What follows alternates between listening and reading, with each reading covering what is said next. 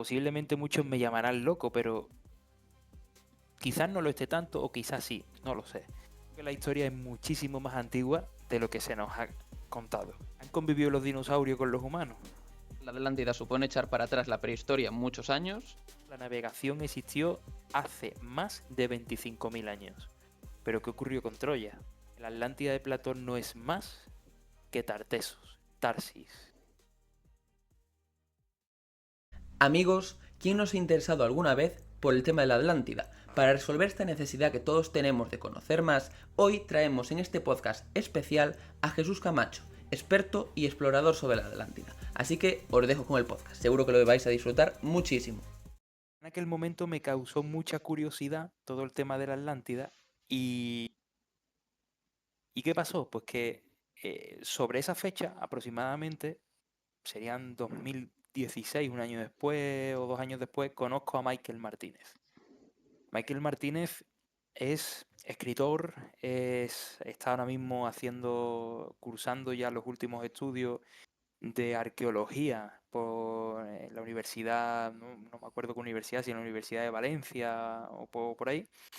Y, y bueno, es un amante de toda la cultura tartésica, toda la cultura íbera, pero de épocas bastante antiguas, es decir, prehistoria, ¿no? A nosotros nos gusta la prehistoria. Y él me empieza a hablar de que lleva 30 años investigando Tartesos, él nunca me habla de la Atlántida, y que él cree tener la ubicación de Tartesos, muy relacionado, por supuesto, con la Atlántida, ¿no? Entonces, recuerdo que un día quedé con Michael, eso ya fueron años después, en pandemia, cuando creamos la productora, y le dije, Michael, me gustaría hacer el documental sobre tu estudio, sobre tu investigación. Y es ahí cuando quedamos, Cristina, Michael y yo, en una cafetería en Corea del Río, me acuerdo perfectamente, una tarde. Michael se presentó con un tocho de folios, bueno, increíble, un estudio de más de 30 años, imagínate, y empieza a contarnos cosas de la Atlántida, empieza a contarnos que él cree que es Sevilla, y además nos empieza a justificar el por qué cree que es Sevilla. Yo en aquel momento me bugueo totalmente en aquel momento. Y digo, pero ¿cómo va a ser Sevilla, Michael? La Atlántida, el mar, aquí a Sevilla, ¿cuándo ha llegado el mar aquí a Sevilla? Yo en aquel momento, pues obviamente sin saber todo lo que había detrás, ¿no? Y él nos dejó ese estudio, que nosotros lo leyéramos y lo comparáramos durante unos meses, estuvimos leyéndolo y comparándolo con los estudios científicos de la Universidad de Sevilla que se habían publicado. Entonces, cuando vimos los estudios de la Universidad de Sevilla, nos dimos cuenta que es que lo que es la ciudad de Sevilla hoy día, hace 5.000 años atrás, era una isla, y que el Aljarafe, posiblemente donde se encuentra una de las localidades más importantes para este estudio que se ha hecho y este documental, que es Valencina de la Concepción, pues posiblemente también podría ser una isla en la antigüedad, podría haber sido una isla. Entonces, a partir de ahí comenzamos a mirar los estudios arqueológicos que se habían encontrado en la zona. Y efectivamente Michael llevaba mucha razón, porque a través de estudios arqueológicos, científicos, publicados por arqueólogos, nos dimos cuenta de que Valencina de la Concepción y todo su entorno, que es Castilleja de Guzmán, Salteras, Castilleja de la Cuesta, todo su entorno, era la capital de la prehistoria, realmente algo que no sabía absolutamente nadie porque es difícil llegar a esas publicaciones. Sabíamos las hectáreas que tenía por aquel entonces el yacimiento, que era el más grande del mundo de época prehistórica. Sabíamos la forma en la que se había construido, que es tal y como Platón plasma en Timeo y Critias. Lo que no nos esperábamos nunca era lo que se iba a descubrir durante el proceso de producción de ese documental. Vale, has hecho referencia a los diálogos de Platón, al Timeo y al Critias, y yo creo que deberíamos pararnos primero ahí, porque Platón hace referencia a una historia que le cuenta, bueno, más bien el relato es de Critias, que hace referencia a una historia que recibe Solón de unos sacerdotes egipcios, No Sí, terminamos de saber quiénes son los sacerdotes, aunque después, más adelante, si no recuerdo mal, creo que es Posidonio el que pone nombre a esos sacerdotes. Pero también es sí, cierto que tenemos dentro del relato una serie de datos que son un poco incoherentes con lo que después habéis descubierto vosotros en Valenciana de la Concepción. Entonces te pregunto, sí. ¿cómo tenemos que entender el relato platónico? ¿Tenemos que entenderlo como algo literal, como una hipérbole? Porque muchas veces hemos pensado en el relato de Platón como una forma de transmitir una enseñanza moral. Es decir, mucha gente lo ha defendido Ujú. siempre como Platón pretendía plasmar su ideario político y la Atlántida no es más que una forma, un símbolo para transmitir estas ideas. ¿Tú crees que al margen de que evidentemente tú vas a decir que la Atlántida existe de verdad y cómo no va a haber una base detrás del relato de Platón, cómo piensas que debemos entender este relato? El relato de Platón tiene muchas contradicciones y las contradicciones podrían ser lógicas en toda esta investigación. ¿Por qué? Fijaos, como tú bien has dicho, el relato de la Atlántida no surge directamente de Platón.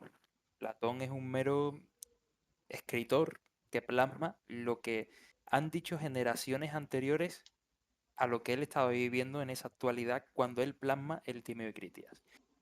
El mito de la Atlántida, vamos a llamarlo como un mito, nace en Egipto. Egipto, como todos sabemos, es cuna de la historia, básicamente porque en Egipto se han mantenido muchos archivos históricos que no han perdurado en el tiempo en muchas culturas, incluida la nuestra, la íbera o la de los griegos incluso, ¿no? Los griegos llegan a perder su historia y no la recuperan hasta varios siglos después de haberla perdido, ¿no? Entonces, pero en Egipto lo que pasaba en la antigüedad era que todos esos archivos históricos se mantenían guardados. Entonces, el bisabuelo de Platón, en este caso era Solón, que era uno de los 7 sabios de Grecia, el denominado el más sabio de los 7 sabios de Grecia, acude a un viaje a Egipto porque los griegos tenían una base naval en una colonia griega en Egipto. Y entonces él acude a aquella colonia. Allí se encuentra en Sais, la ciudad de Sais, en el antiguo Egipto, era la capital de Egipto. Hoy es el Cairo, no tiene nada que ver con lo que vemos hoy, con lo que veían nuestros antepasados, obviamente. Y allí había un templo, que era el templo de Neit, que él acudió a ese templo y coincidió con 2 sacerdotes. Uno era Songis de Sais y otro era Xenofis de Heliópolis. Y Solón fue a aquel templo a hablarle de la grandeza griega, de todo lo que habían hecho los griegos, de lo... Bueno, pues él se sentía orgulloso de su cultura, de su gente, ¿no? De los griegos.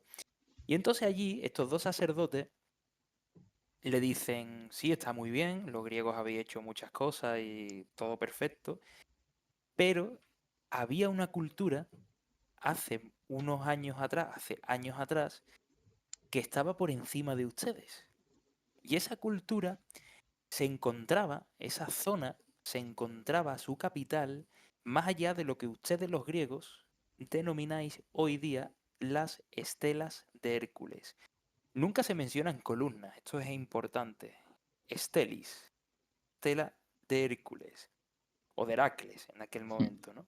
Lo mismo da. Entonces, él cuando vuelve a Grecia deja plasmado lo que le cuentan esos sacerdotes.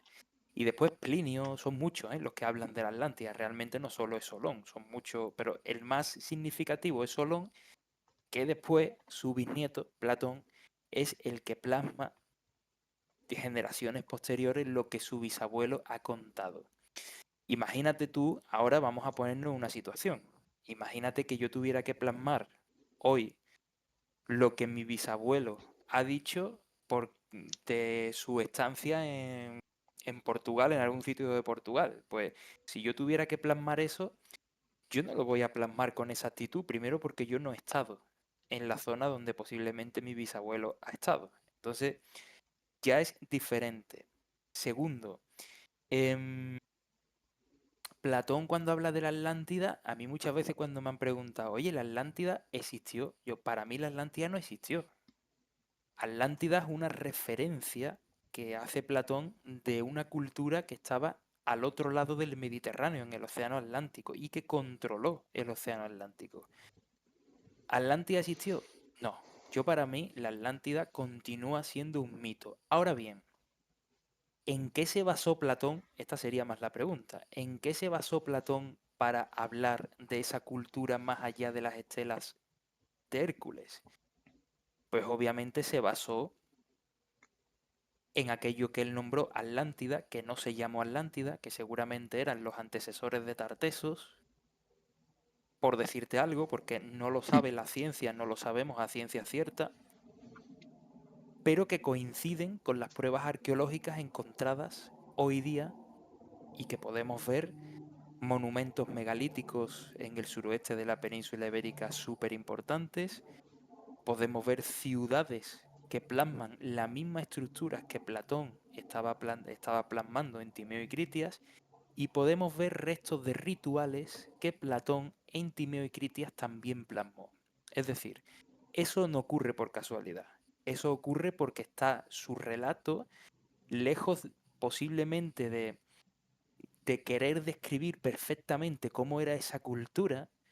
Su relato lo que indica es que había algo que él desconocía, pero que fue muy importante milenios antes a que Platón viviera, que Platón naciera.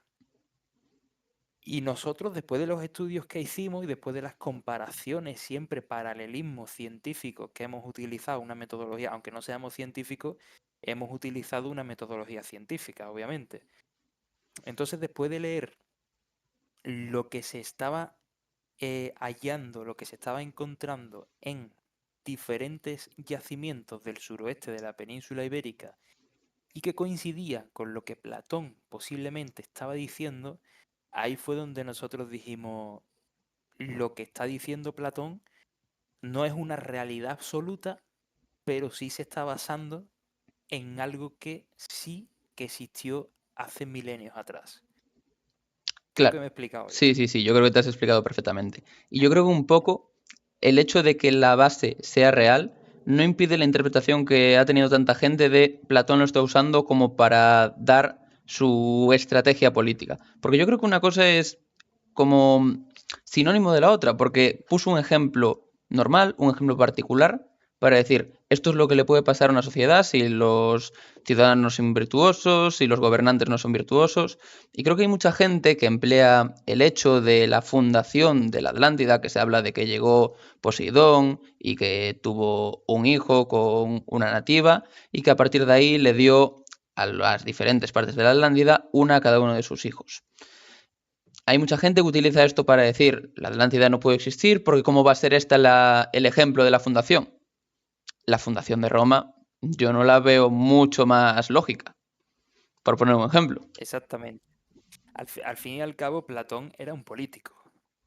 Platón no era un historiador, Platón era una persona más bien ligada a la política, que tuvo su escuela platónica durante 900 años, creo, si no recuerdo mal.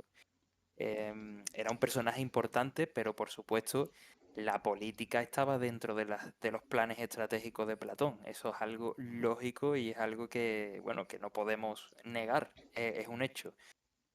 Pero sí es cierto que, claro, quizás Platón lo que intenta plasmar también es lo que para él posiblemente era una sociedad perfecta, aunque la perfección no existía, ciertamente, y que la sociedad perfecta, aunque fuera perfecta, podría haberse destruido, aunque tuviera grandes riquezas, también era capaz una sociedad perfecta de derrumbarse, de caer.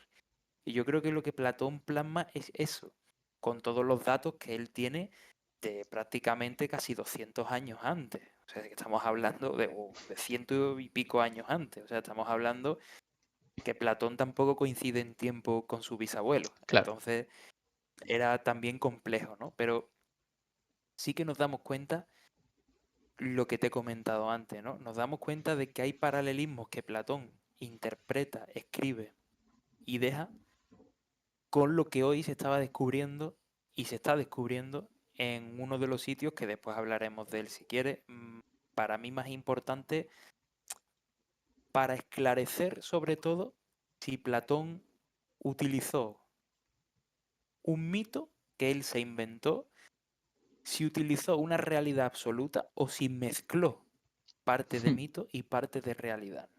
Vale, me voy a acordar de esto que acabas de mencionar, pero primero quiero hacerte una pregunta antes de ir a esta que tú acabas de decir.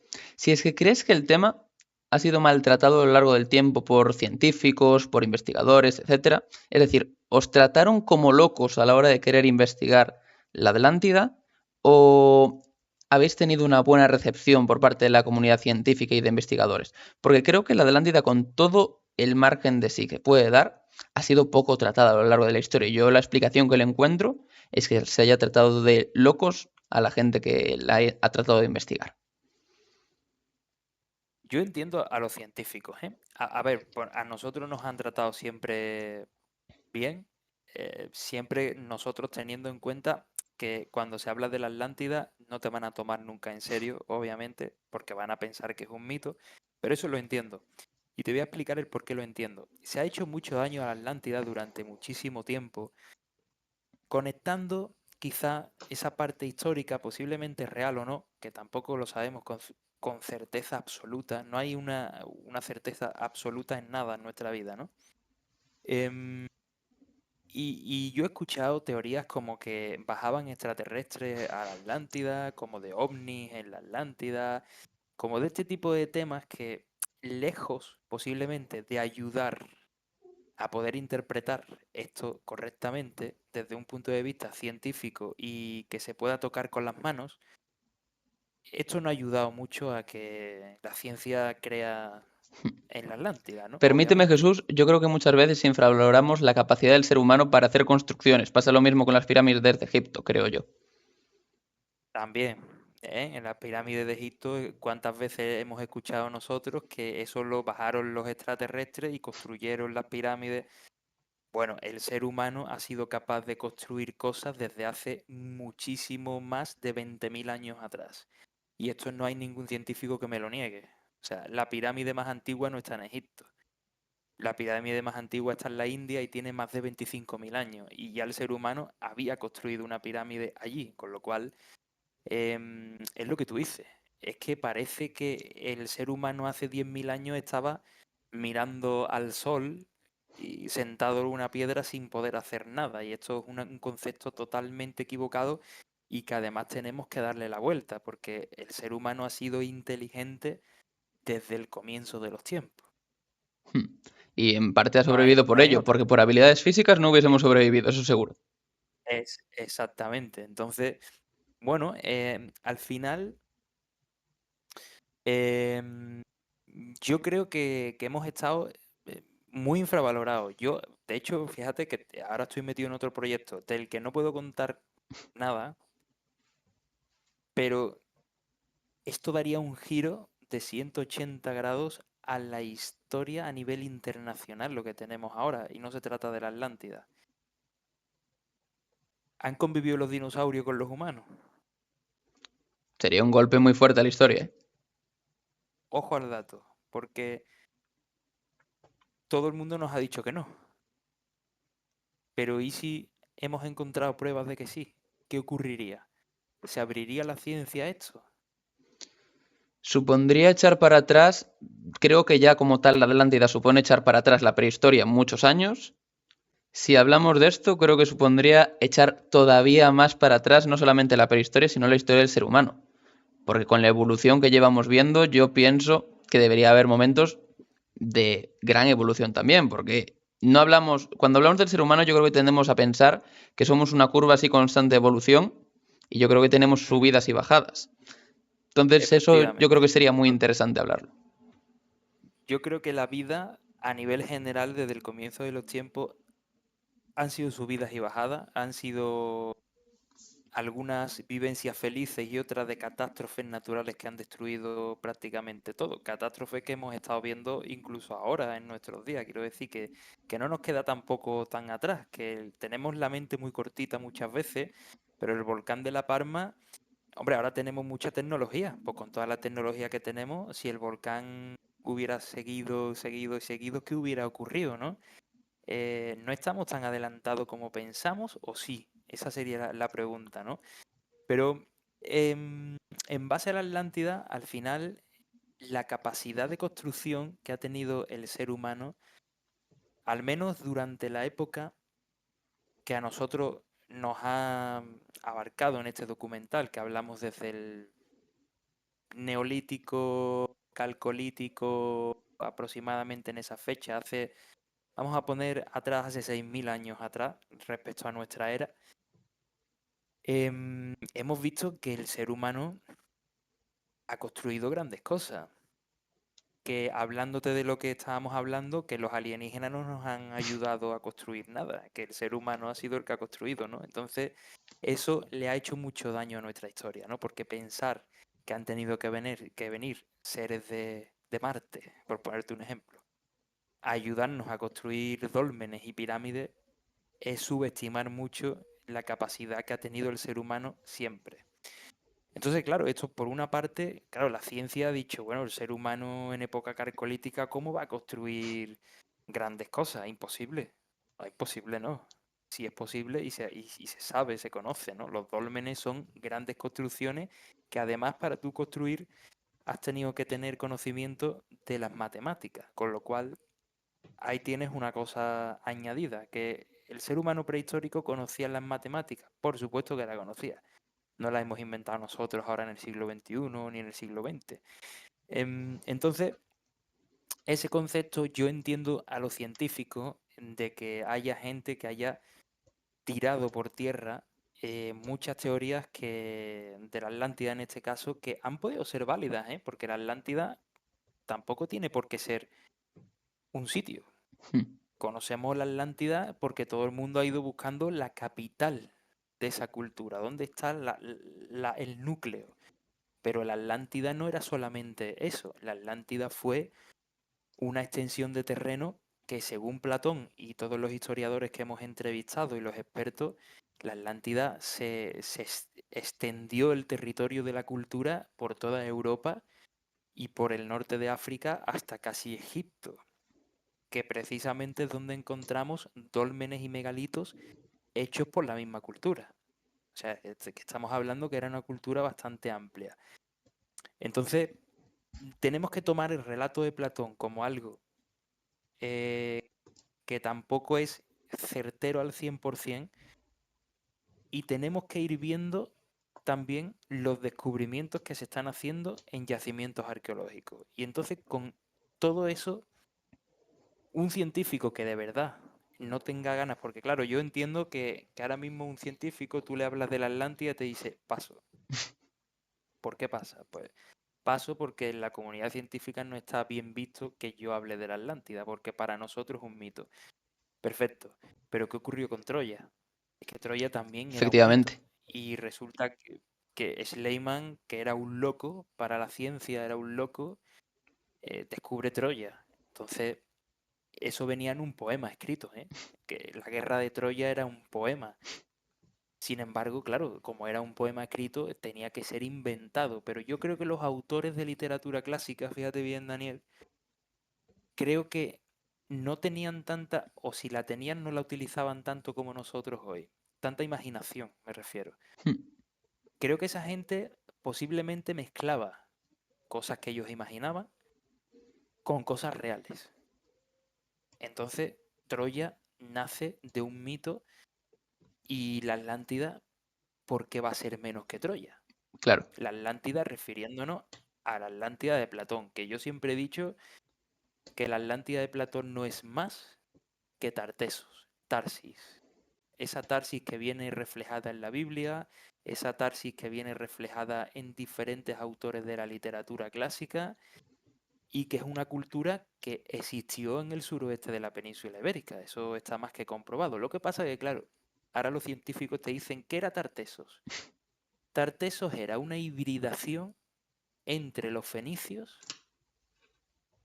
y la gente que vivía aquí en el suroeste de la península ibérica.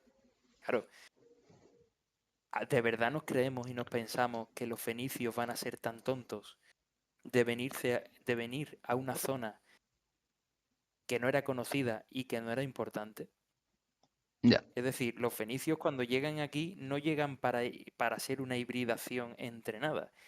Los fenicios llegan porque los fenicios ya habían estado aquí miles de años antes.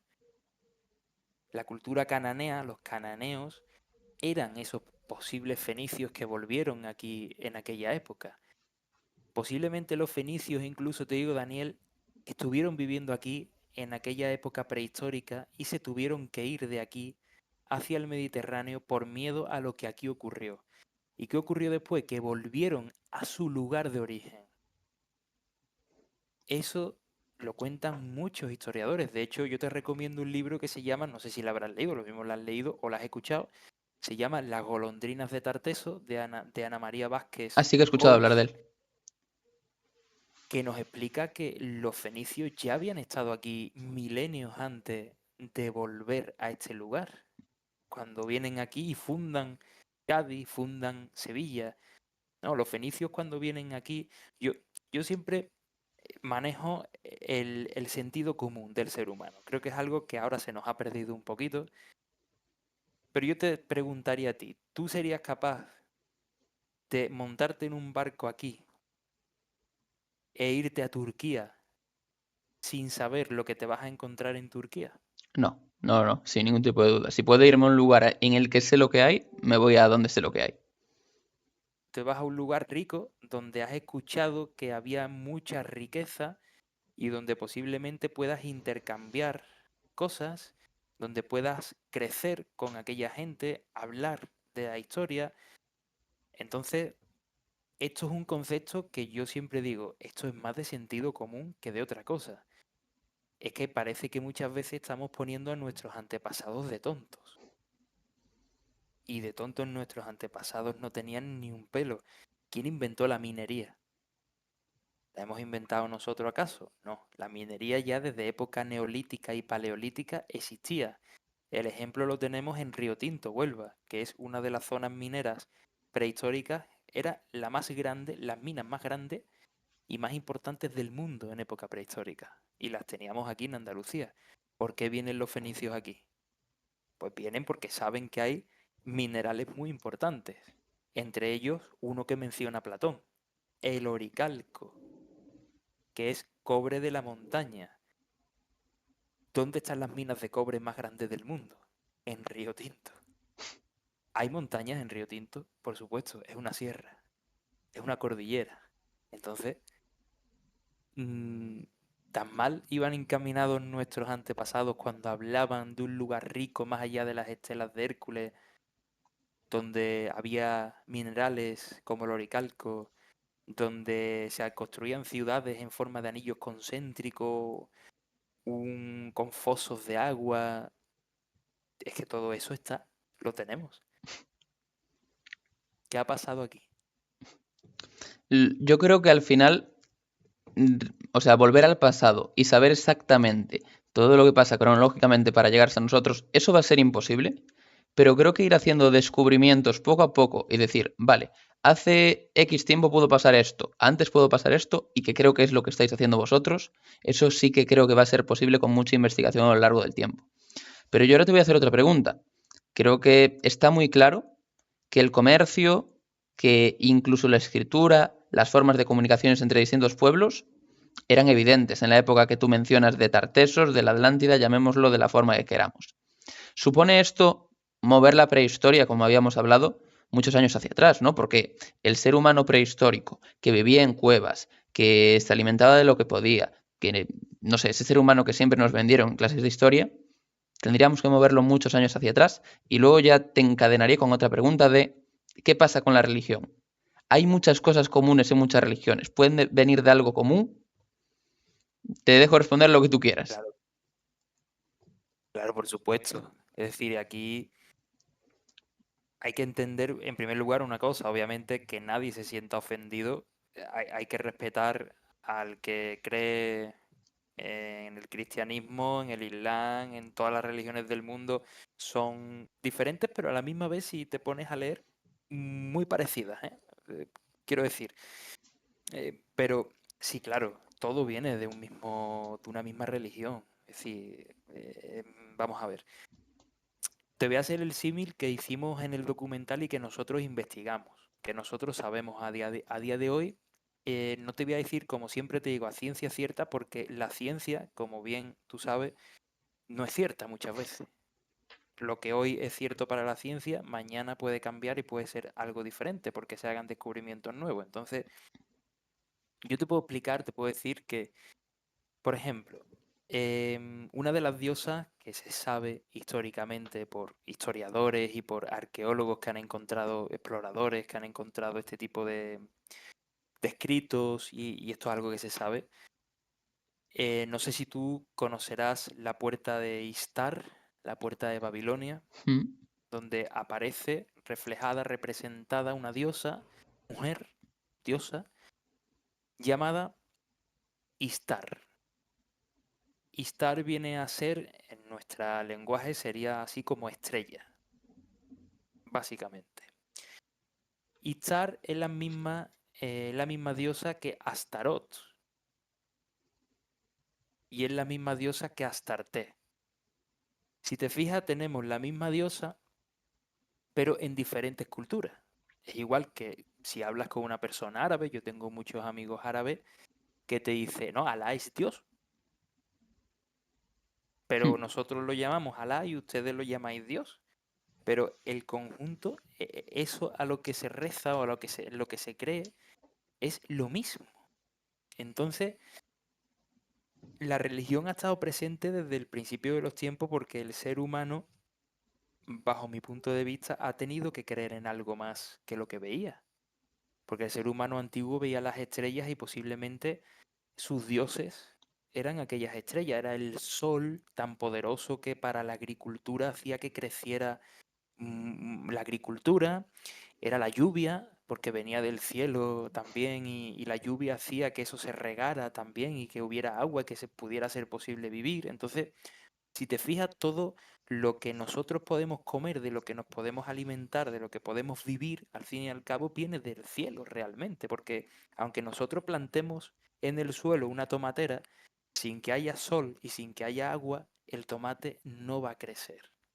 Esto es algo que, para que todo el mundo me entienda, como que por eso nuestros antepasados miraban mucho al cielo, porque sus dioses eran los que le daban la vida y la vida venía de ahí, ¿no? Sí, yo creo que también está un Teniendo poco esto la como tendencia del ser humano de intentar explicar lo que no entiendes. Y entonces, como no también, entiendes por por qué supuesto. llueve, tienes que darle una explicación. Y la explicación, cuando no eres capaz de darla, suele ser divina siempre.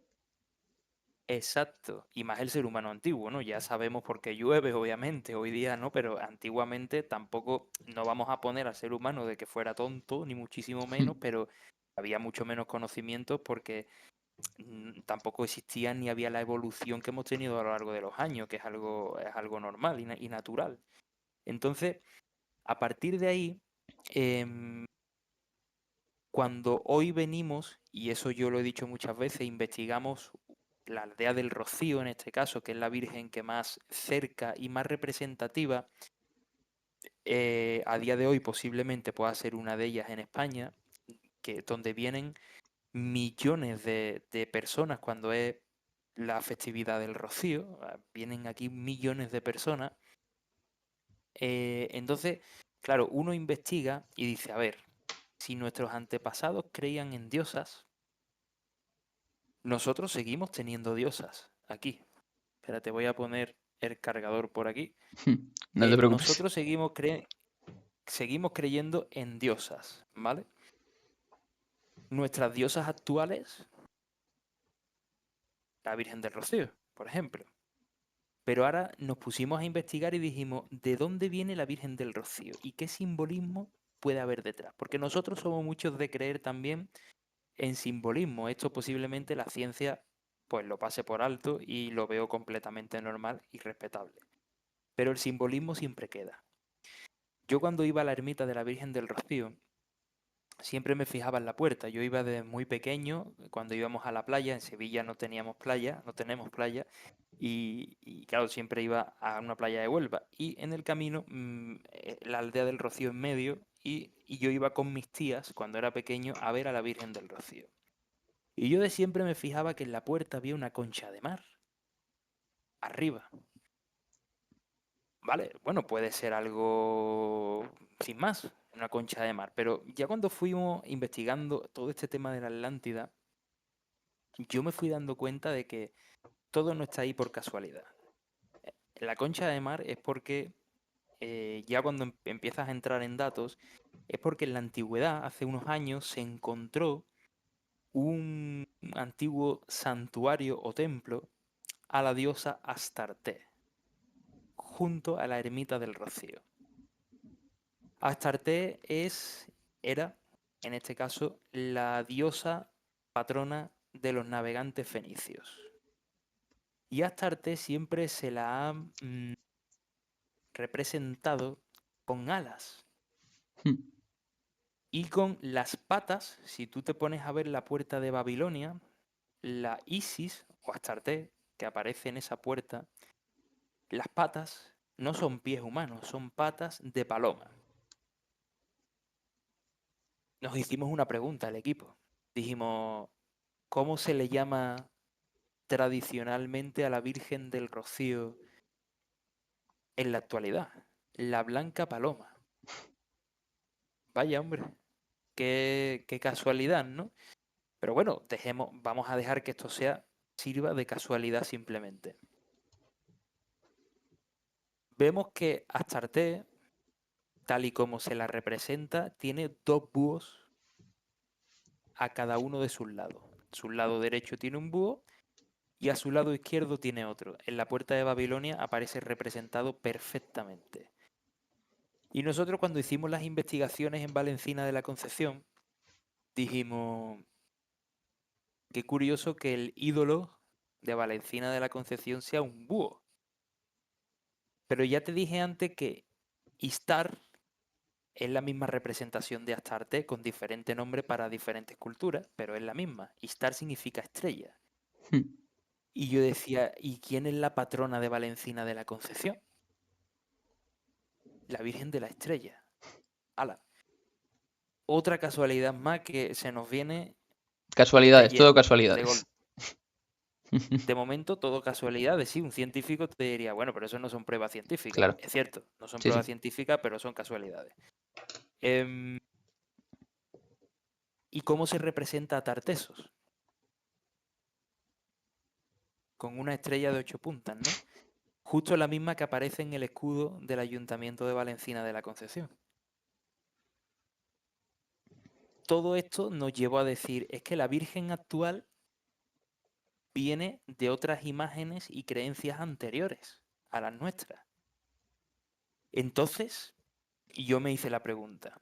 Yo siendo neutral, ¿eh? A mí me da igual, yo tengo familia que cree y familia que no cree, que es religiosa y familia que no es religiosa. Me da igual, tengo amigos que lo son y que no lo son y es algo que me es indiferente. Y me pregunté, me realicé una pregunta muy importante. ¿Quién fue Jesús de Nazaret entonces realmente? Y cuando me meto en abrir algunos documentos de investigadores, resulta que me encuentro que hay una gran similitud entre Hércules y Jesús de Nazaret. Es hijo o eran hijos de una mujer mortal, Jesús de Nazaret, de María, y en este caso Hércules, su madre era una madre mortal. Y de padres, los dos ambos eran dioses. Sabemos que el padre de Jesús de Nazaret, bueno, fue una paloma blanca. Qué casualidad que fue también una paloma, ¿no? Pero que entra dentro de toda esta religión, ¿no? Pero bueno, fue el Espíritu Santo, como se le llamara, ¿no? En aquel momento. No voy a entrar tampoco a valorar mucho porque sabemos poco de ello. Y Hércules fue, pues ¿quién fue? El padre de Hércules. Todo el mundo ya lo sabemos, ¿no? Entonces, ambos son semidioses. No llegan a dioses porque están en una madre mortal, un padre dios, son semidioses ambos. Y ahí yo me hice la pregunta, esta que te estoy contando, que te he hecho antes, ¿existió realmente Jesús de Nazaret o Jesús de Nazaret es una consecución de lo que fue Hércules y al igual que ha pasado con las diosas y las vírgenes actuales, que yo te he dicho, Istar, Astarot, Astarte, pero te tengo que decir también Isis, en Egipto, que es la misma figura, la misma diosa con su hijo en brazos, etcétera, etcétera, ¿no? Yo hasta donde tengo entendido, hay bastantes referencias históricas de varios textos distintos que hablan de Jesús, ¿no? Sería muy difícil refutar la existencia de Jesús de Nazaret. Creo yo, bajo mi punto de vista, no Sí, lo sé. pero hay mucho y también hay alguno de Tartesos y todavía sigue siendo para algunas personas un mito. Claro. Entonces, si uno es un mito y otro no, yo te puedo enseñar con garantía, yo te puedo enseñar que por lo menos hay una ciudad, que es la más grande de la prehistoria, en forma de anillos concéntricos aquí. Y yo te lo puedo enseñar y eso está en, en- publicado en un estudio científico. Pero sin embargo, ¿quién me puede a mí demostrar que Jesús de Nazaret, lejos de los textos, porque si nos tenemos que acoger a textos, entonces Platón habla de la Atlántida, tendríamos que darla por válida, ¿no? Hmm. Sí, claro. Yo le preguntaría a un científico, ¿tú crees en la existencia de Jesús de Nazaret? Sí, sí, porque habla la Biblia de él. Perfecto. ¿Y por qué no crees en la Atlántida, que habla Platón de la Atlántida? ¿Por qué una cosa sí y otra cosa no? Sí, yo creo que al margen de eso, creo que la figura de Jesús no es tanto tan alegórica como puede verse la Atlántida, porque se le entiende de la forma de un profeta. Entonces es un profeta que surge a partir de ahí y que funda su propia religión, vamos a cogerlo entre muchas comillas, en el caso de darle a Jesús la cosa que le podemos dar y no como semidios. Porque no me quiero meter yo en Sí, tema pero Daniel, religioso. Dime, dime. ¿quién fue Hércules? Algo muy parecido. Muy parecido. Sí, nunca había hecho esa comparación y me parece muy, muy buena y muy interesante. Nunca la había hecho. Claro, es que yo no quiero decir con esto que la figura de Jesús no existiera, ¿eh? Hmm. Yo siempre lo pongo todo en un 50%, porque no lo sabemos, yo lo dejo siempre de una manera en medio neutral, ¿no? Justamente para que haya debate. Es importante que haya debate, ¿no? Y que el debate pueda sugerir nuevas investigaciones en muchos aspectos, ¿no? Si uno existió, a mí me hace mucha gracia muchas veces hablando con amigos que yo decía, me decían mis amigos algunos, hombre, está la sábana santa, la prueba de que existió Jesús de Nazaret. Digo, claro, tú te has creído lo de la sábana santa, ¿no? O sea, yo enrollo un cuerpo en la sábana, plasma la cara, perfecto, pero ¿dónde está el cuerpo? Cuando tú coges esa sábana, tú no coges ningún cuerpo de dentro, ha desaparecido el cuerpo. Ah, no, es que resucitó. Oiga, es que la gente cuando muere no suele resucitar. No sería la primera persona en el mundo que ha resucitado, ¿eh? No, claro, yo creo que Entonces, entendiendo a Jesús, tenemos que olvidarnos de todo el componente mítico que pueda haber detrás. Es decir, es como cuando hablamos de la exacto, Atlántida, de evitar las exacto. cosas que nos parece de Platón que son imposibles. Es decir, el hecho de que Poseidón tenga un hijo con una mortal es imposible. Y con Jesús, el hecho de Ahí es resucitar donde es yo iba. imposible también. Ahí es donde yo iba. Que por qué una cosa sí y otra cosa no. Vamos a poner las dos cosas en interrogante. Sí, sí, sí, totalmente, totalmente. Estoy totalmente de acuerdo contigo en eso. Pero igualmente yo creo que estamos estableciendo una forma de decir, hay una religión que parece común anterior a todo, porque estamos viendo que hay muchos patrones generales entre distintas religiones de los seres humanos a lo largo de la historia. Y entonces también, Ujú. ¿qué nos impediría que hubiese una forma de comunicación común también? De hecho, muchas veces en los estudios de lenguas se habla de la existencia de un indoeuropeo, que es como una lengua así ficticia que colocan como antecedente de muchas lenguas europeas. ¿Podría suponer un ejemplo para decir, por esto los atlantes se podrían comunicar, o los atlantes o los tartésicos, lo que sea, con los pueblos de Europa, de la península ibérica, con pueblos itálicos, germánicos, incluso del norte de África? ¿Podría haber existido esta única lengua en la que se comunicaban? ¿O crees que el comercio era mucho más difícil en aquel entonces? Porque ya estamos dando por hecho que existía el comercio en la época de Tartesos a Atlántida. Yo creo que nosotros hoy somos capaces de comunicarnos en diferentes idiomas y podemos hacerlo. Yo no sé el idioma en el que se comunicarían en el pasado, ojalá lo pudiera escuchar. Esto es una cosa que yo siempre me he hecho, ojalá pudiera meterme en una máquina del tiempo y poder irme atrás y decir, hostia, así se hablaba en la prehistoria aquí. Hombre, alguna comunicación obviamente tenía que haber para llegar a un entendimiento entre una cultura que está afincada aquí y que nace seguramente aquí en España, vamos a ponerlo, Hmm. y otra que pueda haber en Asia, porque hay contactos entre España y Asia, hay contactos, es obvio. Pero claro, yo también sigo una cosa importante. Hemos dicho que la cultura atlante prácticamente se desarrolla la cultura en toda Europa, hasta llegar a Ucrania como mínimo y el norte de África hasta llegar a Libia, a la frontera egipcia, ¿no? Claro, todos eran los mismos. Posiblemente yo creo que el lenguaje, si no era igual, era muy similar al que debían de hablar, casi seguro, porque además tenemos referencias de faraones egipcios que tienen un estudio de ADN realizado, como en el caso de Ramsés III, me parece que era, y de la momia Yuya también, que tenían trazas de ADN europeas. O sea, estamos hablando que había una relación estrecha, que posiblemente su abuela, por ponerte un Hmm. ejemplo, la abuela de Yuya en aquel momento era a lo mejor egipcia, pero el abuelo pues, posiblemente era europeo. Y con esto de los comercios, pues se hacían familias también. ¿Por qué no? Esto ha existido siempre, ¿no? Hmm. Y también yo tengo una creencia que posiblemente muchos me llamarán loco, pero quizás no lo esté tanto o quizás sí, no lo sé.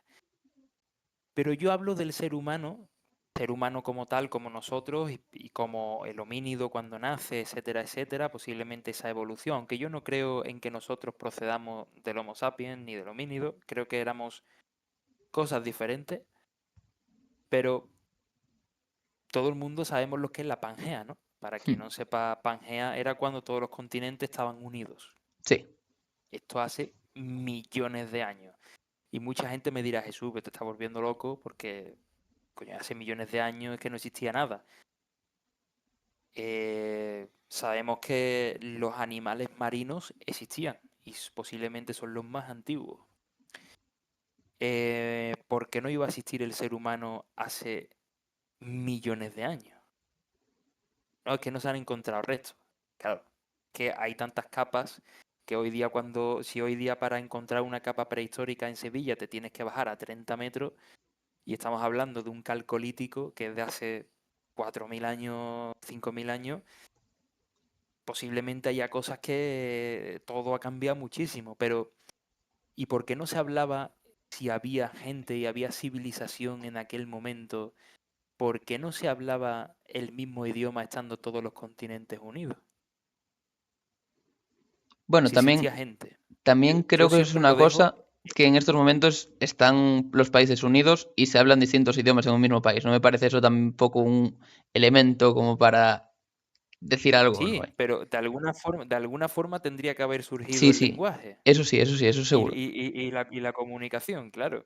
Entonces, posiblemente ya a partir de ahí, que hay gente que es verdad que uno cuando habla de aquella fecha de Pangea, yo tampoco me imagino al ser humano, pero es que yo siempre he sido un poco, y mira que antes hemos estado hablando extraterrestres, etcétera, etcétera. Hombre, solos no vamos a estar en el universo, ¿no? Es algo obvio, que habrá millones de planetas y vete tú a saber la de gente que hay viviendo por ahí, ¿no? Sí, al Pero 99% deberíamos decir que debería haber más vida en el universo. debería haber. O sea, aquí no estamos hablando de lagarto, estamos hablando de algo tan obvio como eso. Sí. Pero yo te digo una cosa, siempre lo he pensado también. ¿Y si los extraterrestres de la Tierra hubiéramos sido nosotros? Y ahora me voy a explicar el porqué. Nosotros estamos, a día de hoy, hemos ido a la Luna, hemos ido a Marte, se han llevado robots a Marte. Sabemos que dentro de la NASA, de la Estación Espacial Internacional, de la Agencia Espacial Europea y de otras muchas que hay, China, Rusia, tal, Sabemos que el espacio no se conoce obviamente todo, pero lo que es el alrededor de la Tierra se están descubriendo cada vez más posibles planetas habitables que pueda haber. Y siempre nos hablan de una fecha de caducidad del planeta Tierra. Sabemos que el planeta Tierra, dentro de millones de años, obviamente, va a tener un final. Y ahora yo plasmo una pregunta. ¿Y si en otro planeta, que no fue el planeta Tierra, que fue otro, pongamos de ejemplo Marte, ahora que está tan de moda Marte? Esto que sirva como ejemplo. Con esto no quiero decir que en Marte hubiera vida. Ahora Sí, me sí. van a decir la gente, ¿y si aquella gente que vivió en Marte sabía que llegaba al final en ese planeta y vio que el planeta Tierra podía coexistir vida y automáticamente llegaron a planeta Tierra? Hay muchas estructuras en México, en Perú, que hace pensar a los investigadores que se plasman naves como tipo cohetes o este tipo de historias ya en la antigüedad. Al menos aparatos voladores en la antigüedad. Tenemos un ejemplo de las líneas de Nazca, que me estoy retirando un poco de la Atlántida, pero No te preocupes simplemente que por te dejo esto. moverte. Posiblemente las líneas de Nazca. ¿Tú crees que las líneas de Nazca están hechas para verse desde el suelo o desde el cielo? Desde el cielo, 100%. ¿Y por qué hicieron esa gente hace miles de años esas líneas ahí? Yo, ¿A quién tenían que llevar ese simbolismo de la línea de Nazca? Y yo tampoco quiero decir con esto que las líneas sean pistas de aterrizaje, como se han dicho también por ahí. No vamos a eso. Yo a lo que voy es que posiblemente el ser humano, nosotros, no vengamos del homínido, aunque seamos muy parecidos al homínido. Porque entonces por esa regla de tres tendríamos que ver que hay otro tipo de mono que no ha evolucionado desde hace muchísimos años. ¿Por qué no han evolucionado? Y nosotros sí. ¿Qué pasó ahí? Yo te puedo decir que yo tengo huellas registradas desde hace posiblemente más de 20 y 30 mil años en un lugar mm, que en aquel momento existiría el homínido, imagino yo. ¿Cuánto medía el homínido más o menos? ¿1,50? sí, por ahí. ¿Y cómo puede ser que mi pie, que tengo un 44, encaje perfectamente en el pie de un homínido? No lo sé. No lo Yo sé. no conozco a nadie de 1,5 metros que tenga un 44 de pie. Al menos yo, ¿eh? A no ser que se nos haya escapado algo en la historia. Entonces, yo lo que me quiero referir con esto es que yo creo que el ser humano, lejos de ser una evolución que tanto nos han dicho y nos hablan de fecha y nos hablan de eras, y tú lo sabes muy bien, Dani, ¿qué es el calcolítico? ¿Dónde empieza? ¿Por qué me tienes que decir el científico de turno cuándo empieza el calcolítico y cuándo termina? ¿Cuándo empieza el neolítico y cuándo termina? ¿Cuándo empieza el paleolítico y cuándo termina? ¿Quién sugiere eso? Yo creo que deberíamos partir de la base de que la historia, yendo hacia el pasado, es prácticamente una invención. Es decir, que creemos cosas, hemos descubierto cosas, pero estamos rellenando huecos. Y yo creo que se lleva haciendo lo de rellenar Exacto, huecos desde hace mucho tiempo. Y creo que hay cosas que son exacto. posibles. Hay cosas que creo que son posibles y que creo que podemos dar por, vale, esto podría ser cierto. Como por ejemplo el hecho de que vengamos del de los homínidos. Yo sinceramente Ujú. en ese punto estoy todavía con la comunidad científica porque no he visto nada que me haga pensar lo contrario. Pero si en algún momento alguien me Vale. demuestra, oye, no venimos de aquí, somos una raza diferente, somos una especie diferente, yo a tope con la persona que me lo demuestre. Entonces, si hablamos de la historia y de retrasar la historia, que es por Mm, eso por lo que te lo he mandado, yo creo que la historia es muchísimo más antigua de lo que se nos ha contado. sí. Estoy completamente seguro de que los dinosaurios, por ejemplo, no desaparecieron por un meteorito. Porque no puede ser que haya huellas de dinosaurios en el campo de Gibraltar y haya huellas de dinosaurios en Canadá y un meteorito llegue de Canadá al campo de Gibraltar. Es Mm. imposible. ¿Quién ha sido el principal responsable de la extinción de los animales incluso en nuestros días? El ser humano sin ningún tipo de duda. Pues ya tienes la respuesta a las fotos que yo te he pasado antes. ¿Y piensas que al margen del ser humano pudo haber habido otro ser vivo, no digo similar a nosotros, pero digo que tuviese las características como para poder haber extinguido los dinosaurios y que no conozcamos de su existencia todavía? ¿O tú solamente te planteas, no, el ser humano tuvo que ser el ser dominante desde que surgiese cuando surgiese? Yo creo que fue el ser humano y que el ser humano convivió ¿Mm? con el homínido. Vale, vale. Es la Ahí tenemos una respuesta que quería película obtener. muy famosa llamada El planeta de los simios. Sí. Entonces, ¿para ti Yo, en qué puesto estaría la evolución? Es decir, ¿en qué estado quedaría la evolución de las especies? Porque me parece una pregunta interesante, viniendo al caso de lo que estamos hablando. ¿Puede una especie realmente la semana que evolucionar? viene, quizás si me lo hubiera preguntado una semana más tarde o 2 semanas más tarde, hubiera sido incluso más conciso en lo que te voy a decir, dado que Hmm. van a venir especialistas de muchas partes de España a esto que vamos a hacer nosotros ahora. Pero yo te diría que el ser humano ha estado desde el principio de los tiempos aquí, que animales han existido incluso los que ni siquiera podemos imaginar y que por naturaleza, dado que el ser humano siempre ha comido carne y ha sido un cazador, recolector, Hmm. posiblemente se hayan extinguido muchos animales y que el homínido, ese que conocemos como Homo sapiens, Homo erectus, Homo tal, Homo cual, eran simplemente animales muy parecidos a los gorilas que podemos ver hoy o al mono que podemos ver hoy, con otro tipo de evolución, obviamente, que convivió con el ser humano. Vale. Entonces, si yo te tuviera que decir una fecha, yo te digo que desde el principio, casi el principio de los tiempos, el ser humano ha sido ser humano. Ahora bien, viene una pregunta de gran misterio. ¿Cómo nace el ser humano? Es una pregunta importante, la verdad. Esto yo creo que no lo vamos a poder responder nunca. Porque ¿cómo nace? ¿Quiénes fueron los primeros que vinieron aquí? Por eso yo te decía antes, el ser humano es un ser colonizador. ¿Por qué el ser humano no ha existido siempre en otro planeta y ha colonizado este planeta porque sabía que ese planeta suyo tenía una fecha final? ¿Por qué no hemos perdido en el tiempo muchas cosas que aún ni siquiera hoy día nos podríamos imaginar? Es decir,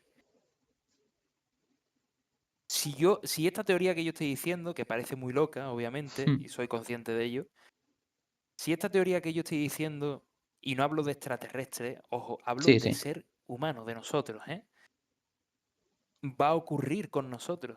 Si ya se están haciendo vuelos al espacio con seres humanos, ¿tú crees que los vuelos al espacio con seres humanos se están haciendo por azar? ¿Se están haciendo por dinero o se están haciendo por experimentos? A ver, yo creo que está un Se está poquito viendo todo, ¿eh? una Yo creo que el dinero está ahí y el experimento también. Claro, obvio, el dinero va ligado al experimento. Está clarísimo, pero esto va a ser que el ser humano dentro de 500 años, nosotros posiblemente no lo vamos a ver, pueda ser capaz de colonizar otros planetas y pueda ser capaz de vivir en otros planetas que puedan ser habitables al igual que el planeta Tierra. ¿Y qué va a pasar ahí? Sí. ¿Vamos a tener que hablar de los homínidos otra vez en el otro planeta donde estemos?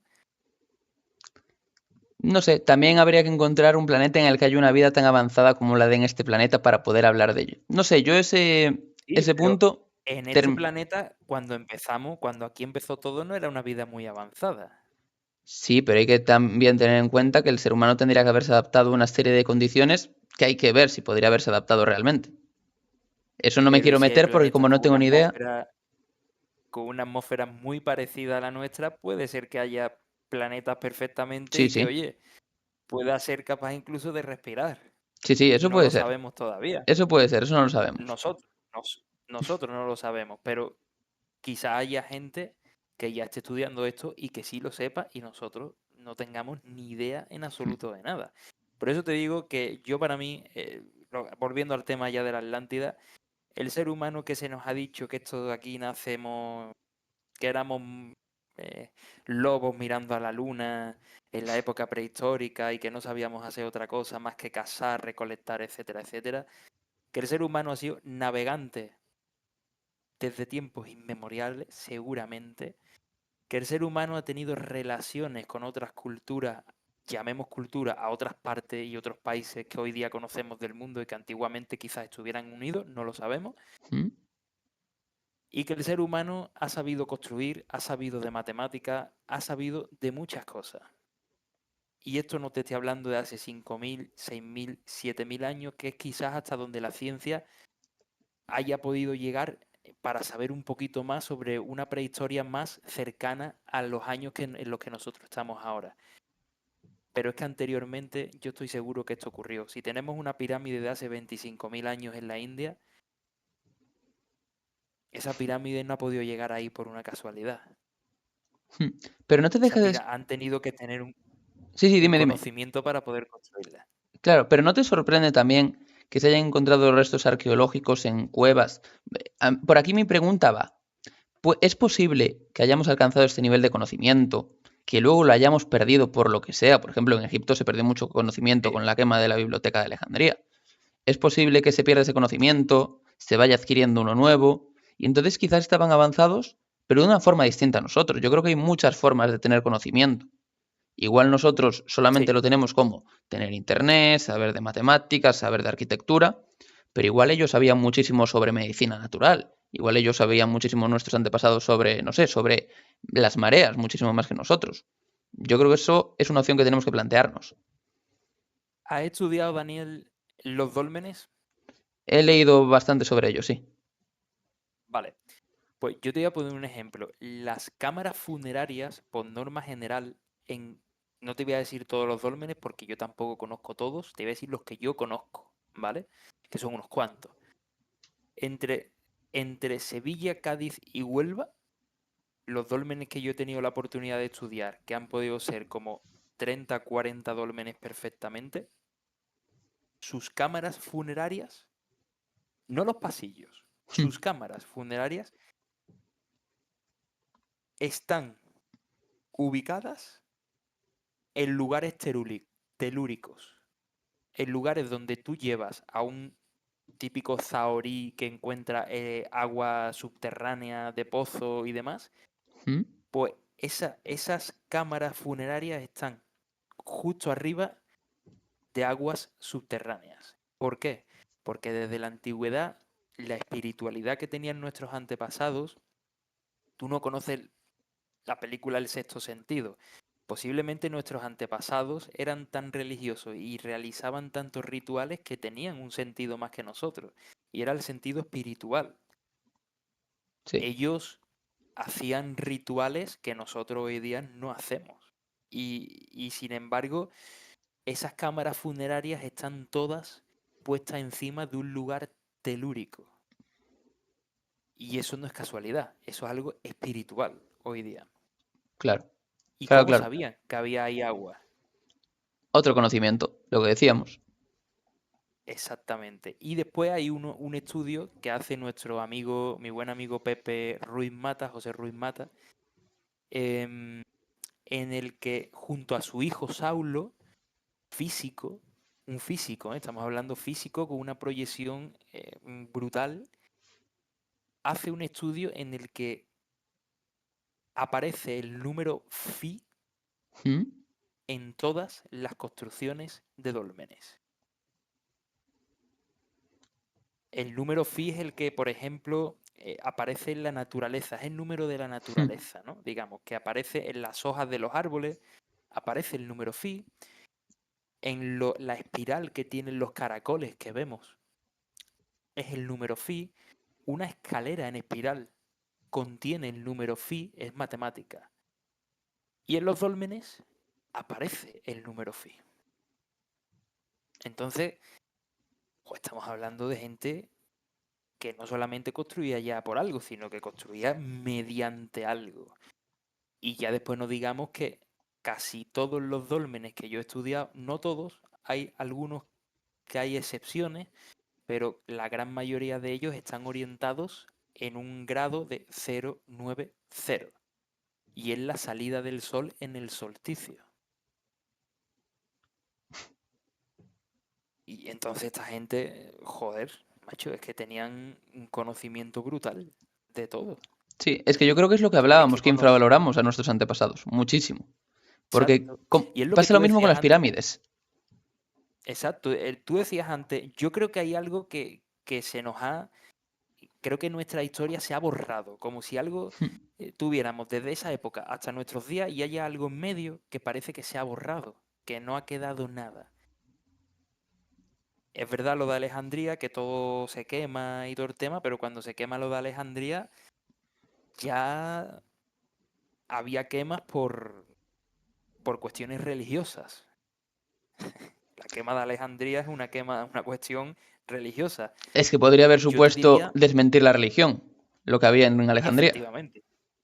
efectivamente, Que yo no efectivamente. me quiero meter aquí Entonces, con nadie de religión. Yo como mucho me puedo meter no, no, en no, cómo no, han no. sido las A ver, manifestaciones religiosas, pero con la religión no nos vamos a meter. aquí nosotros no decimos ni que sea verdad ni que sea mentira. Sí. Simplemente dejamos la pregunta. Dejamos esa duda, ese interrogante, que yo creo que es importante. Ya después, los que lo tengan que estudiar, que lo estudien. Oye, yo no soy científico, yo no puedo hacer una publicación científica en una universidad, ni creo que me dejarían hacer una publicación científica en una universidad, ¿entiendes? Entonces, yo me quedo ahí, pero yo he sido el primero que te he dicho, oye, Dani, es que la Atlántida no existió. Hmm. Sí, sí, totalmente. Y a mí mucha gente me ha dicho, es que ha hecho un documental de la Atlántida. Sí, porque la Atlántida es una referencia histórica que aparece en un texto de Platón. Pero yo no te voy a decir, si Dani, la Atlántida es una realidad. Bueno, vamos, hay un cartel ahí en el yacimiento que pone Bienvenido a la Atlántida. No, tío, Como cuando llega Julio Verne con eso el no. Nautilus, ¿no? Atlántida. Claro, eso no, ¿no? Ahora después, y otra de las cosas que descubrimos también, por ejemplo, muy importante, es que las estelas de Hércules en época prehistórica no estaban ubicadas en el estrecho de Gibraltar. Estaban Es cerca de que no Sevilla, ¿no? aparecen en el estrecho de Gibraltar. Aparecen muy cerca de Sevilla. Es que vamos a ver, las columnas de Hércules, cuando empiezan a aparecer en el estrecho de Gibraltar, es con la llegada de los romanos prácticamente aquí. Hmm. Que ellos llegan imponiendo, o sea, como los romanos llegaban imponiendo a todos lados. Es decir, o te unes a mí o eres mi enemigo. Y encima te vamos a pisar el pueblo. Te lo vamos a destruir. Entonces, ahí es cuando empieza el plus ultra, digamos, que es columnas de Hércules en el estrecho de Gibraltar, ¿no? Pero es que, ¿sabes una cosa? Que mucha gente ha pasado por alto y hay algunos textos en los que se dice que ese estrecho, que cuando ocurrió el tsunami quedó innavegable. ¿En qué momento de la historia ha sido el estrecho de Gibraltar innavegable? Nunca. Nunca, nunca, nunca. Que conozcamos nosotros, hombre, cuando Pangea, claro, cuando Pangea estaba unido a África con Europa, ahí no me vale. Desde que el ser humano para la ciencia es ser humano, hace 20.000 años, ¿qué referencia tenemos de que el estrecho de Gibraltar haya sido innavegable para barcos? Ninguno. Primero porque si hay un tsunami en el estrecho de Gibraltar, el estrecho tiene profundidades de 900 metros aproximadamente, en las partes más profundas, 900 metros. Hmm. ¿Cómo va a quedar aquello de lodo y barro? ¿Cuánto lodo y barro no tendría que arrastrar un tsunami para tapar y cubrir 900 metros? Ya. Es imposible. Entonces, ¿dónde se ha quedado colmatado esa parte, esa zona? Pues, si nos atenemos a los estudios geológicos de la Universidad de Sevilla, sabemos que entre Coria del Río y Dos Hermanas, donde me encuentro ahora, había un estrecho que se le llamó Estrecho de Coria o Estrecho de Caura. En este caso, Caura fue Coria en época romana, como se le llamaba. Y hubo un estrecho. ¿Qué queda de ese estrecho hoy día? El río Guadalquivir. Pero porque toda la zona se colmató. Claro. Te voy a hacer una pregunta. ¿Crees Es que el una... hecho de estudiarlo Dime. desde Sevilla o desde Andalucía te puede perjudicar o os puede perjudicar a la hora de pensar la gente desde fuera? Es que esta gente barre para casa y por eso sitúan la cuna de la civilización tartésica en Sevilla. Porque yo lo primero que pensé Pero es, oye, yo creo que esto les puede perjudicar mucho porque van a decir, es que claro, es que barren para casa, es como si yo mañana llego y digo, oye, pues como yo soy de Cangas, pues la cuna de la Atlántida estaba en Cangas. Por ponerte un ejemplo, eres ¿eh? de buen sitio donde tú eres, ¿eh? Sí, sí, Buen tenemos las sitio y mejores playas. además históricamente muy importante. Los turcos A llegaron mí aquí me y ha hicieron sus pasado, sí. estragos. Me lo han dicho muchas veces. Tú es que eres de Sevilla, barre para tu casa. Yo como productor realmente no tengo ningún interés en que la Atlántida esté en Sevilla, en Cádiz, en Huelva, en Granada. De hecho, la ciudad, yo pues suena mal y la gente de Sevilla que me perdone, pero a mí me gusta, la ciudad más bonita de Andalucía para mí es Granada, no es Sevilla. Entonces, si Que yo no me estuve tuviera que nunca en llevar la Andalucía. Atlántida, pues si viene a Andalucía, yo te diría, cualquier sevillano te diría, ven a Sevilla, pásate por Sevilla, sí, verla, es muy bonita y todo el tema este. Tampoco le voy a quitar mérito a Sevilla ahora, pero a mí la ciudad que más me gusta es Granada. Entonces yo, por esa regla de tres, tendría que haberme llevado la Atlántida a Granada, Claro, algo que no he hecho. Entonces, no, yo me regío, en todo momento me regío por los documentos de las universidades y por los descubrimientos que se han ido haciendo, por los cambios geológicos constatados que ha tenido la zona. Yo, porque sea Sevilla o no Sevilla, me hubiera dado igual. Hubiera preferido que hubiera sido Cádiz y así me hubiera ido 2 meses de rodaje a Cádiz con playa y no hubiera tenido ningún problema. De hecho, Cristina, que es la directora del documental, es de Cádiz. Para que te hagas una idea, ¿no? ¿Se puede interpretar así? Bueno, yo siempre he sido muy neutral en todo eso.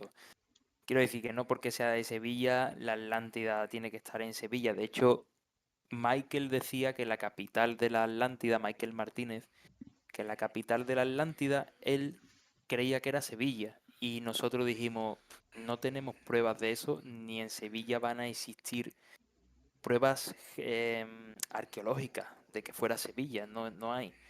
Entonces, donde hay pruebas es en Valencina de la Concesión, que es el Aljarafe, tampoco es Sevilla. claro. La provincia de Sevilla, pero está a 10 kilómetros de Sevilla, ¿no? En una zona alta, en una meseta alta. Entonces, yo ahí no puedo hacer nada. Yo, cada uno que piense lo que quiera, y si quieren pensar que nosotros no hemos traído la Atlántida a Sevilla porque somos de Sevilla, pues para adelante. Pero bueno, que la directora es de Cádiz, ¿eh? Que no, que No, sí, aquí sí. no hay, tenemos una mezcla. Al final son cosas que no se pueden controlar, la gente puede pensar y demás, y al final nosotros también, te digo, nos hemos regido de unos estudios del Instituto Arqueológico Alemán, es decir, que ese estudio lo han hecho alemanes, no lo hemos hecho nosotros. Ya. No, sí, sí, claro. Por eso te decía que ¿Sabes? si te pasaba, pero evidentemente ya sabía que no era por eso ni mucho menos. O sea, estáis respaldados por Ya, unas investigaciones científicas que es imposible decir, no, esto lo colocasteis vosotros en Sevilla porque sí. No. Pero bueno, mira, había, ya. había una cosa muy Sí. importante, Dani, que pasó, y te lo voy a contar para que la gente lo sepa ahora ya posteriormente, que se puede saber, y es que las televisiones, esto yo quiero que para que se sepa cómo funciona el tema de las Hmm. televisiones. A nosotros, cuando llegamos a negociar con la televisión y a presentarles el proyecto, lo primero que nos dijeron es, si me vas a decir que la Atlántida está en Cádiz o en Doñana o en Huelva, no queremos saber nada de la Atlántida. Me tiene que dar, me tienes que dar un sitio novedoso donde no se hayan grabado documentales ni se sepa la historia de ese sitio. Pero dando igual a Y referencias fue científicas. O dando sea, igual todo. O hmm, sea, ellos no querían publicar más que la Atlántida estaba en Cádiz o sí. estaba en Huelva, porque eso ya se había hecho. Hay muchos documentales de eso y ya era como algo que que no tenían ni pies ni cabeza sacarlo, ¿sabes? Claro. Entonces nosotros cuando llegamos allí dijimos, no te vamos a decir ni que está en Cádiz ni que está en Huelva, te vamos a decir que está en la provincia de Sevilla, o que pudo estar en la provincia de Sevilla. Y entonces eso fue lo que dio pie a que la televisión entrara y entrara con nosotros en este negocio, además internacional. Si le llegamos a decir que está en Cádiz, el documental este no hubiera existido nunca. Claro, claro, claro, claro. Madre mía. Pues mencionaste Valencina de la Concepción, que creo que hablamos poco de Valencina y creo que es el Sí, núcleo bajo el que llevasteis a cabo toda la investigación. Entonces yo ahora te voy a preguntar, y nos podemos meter en esto si quieres. ¿Cómo era la Valencina de hace 10.000 años? de hace 10.000 no lo sé, pero de hace 6.000, 5.000, que sí, que sería igual que la de hace 10.000, obviamente. Círculos concéntricos. La medida de eso, de una ciudad construida mediante fosos con agua, con círculos concéntricos y un canal que lo parte por la mitad, son el círculo más grande, digamos, en la circunferencia de ese poblado más grande. El foso más grande es de 8 kilómetros. No abarca solamente Valencina de la Concepción, sino abarca Valencina, Castilleja de Guzmán y Salteras. ¿Mm? 3 pueblos. Sabemos que tiene una medida de aproximadamente la extensión completa de todo el poblado entero, que hoy día es zona de yacimiento, son unas 780 hectáreas. El poblado en sí llegó a medir 252 hectáreas. Estamos hablando que un pueblo romano grande medía 5 hectáreas. Vaya diferencia. Para que nos hagamos una comparación. Llegó a ser una capital donde se reunía cada cierto número de años gente proveniente desde otros lugares y otras culturas para realizar rituales. Eso se sabe, según ¿Mm? los científicos. Llegó a haber rituales con toros, algo que Platón Escribió, señala sí. muy específicamente. Y llegó a gobernar la mujer más que el hombre en Valencina. Se sabe la importancia del papel de la mujer. Y hay Entonces una cosa estamos muy estableciendo una importante, similitud con Egipto, ¿no? En Egipto pasaba algo similar también. totalmente. De hecho, se han encontrado africanos enterrados en Valencina de la Concepción de época prehistórica. Con lo cual, hay similitud, por supuesto. ¿Cómo llegó la historia de la destrucción de la Atlántida, de la capital, a Egipto? A las pruebas me remito. Hay africanos enterrados en Valencina de la Concepción. Claro. Podríamos estar O hablando de una sea, movilidad geográfica y yo entiendo que por lo que estamos hablando que era Valencina, por ejemplo, si estabas interesado en alguien para hacerte, no sé, algo de marfil, llamarías a alguien que viniese de Egipto. Si estás interesado en alguien que te sepa construir un barco, llamas a alguien quizás de la zona costera que sea especialista en barcos. Yo supongo que esto sería la forma en la que va llegando gente a Valencina de la Concepción. efectivamente. Sabemos además que en Valencina había puertos marítimos, se han descubierto puertos Mm. marítimos de esa época, con lo cual la navegación existía, no hay otra alternativa a esto. Sabemos que se han encontrado esquirlas, que la esquirla es lo que queda de una talla de basalto, pero no está el objeto de basalto. Sí. Con lo cual yo le pregunté al director de la excavación, le dije, hombre, y que haya pruebas de restos de esquirlas y no haya pruebas del propio objeto es porque se lo han tenido que llevar a otra parte. Y me dijo, pues lo que parece posible es que sea eso. ¿Sabe con qué está hecha la tapa de las tumbas de los faraones egipcios? Con basalto. de basalto. Y en Egipto no había basalto, ¿no?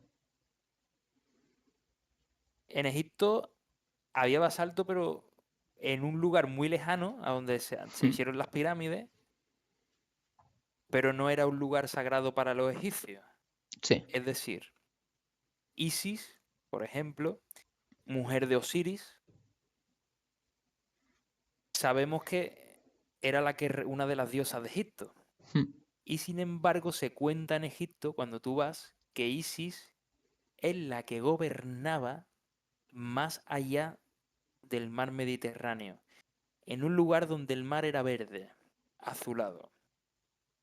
Te lo dice, las crónicas egipcias te lo están diciendo. Entonces se supone que Isis, si tenemos que atenernos a lo que se cuenta, gobernaba aquí, no allí. De hecho, hay una historia que se repite en todas las culturas de 7 hombres barbados llamados, bueno, en Turquía, por ejemplo, en Göbekli Tepe, eran los Abkayu. Hay otras culturas que no nombran precisamente el nombre de esta gente, pero siempre en todas las culturas vienen 7 hombres barbados para impartir conocimiento y venían procedentes del otro lado del océano tras haber sufrido una catástrofe natural.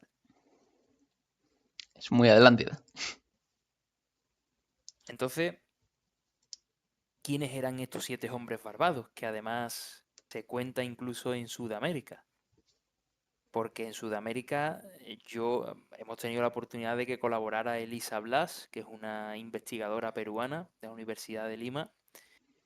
Y Elisa Blas me decía, Jesús, aquí no habemos ni un sudamericano con vello, con pelo, no verás uno con barba nunca.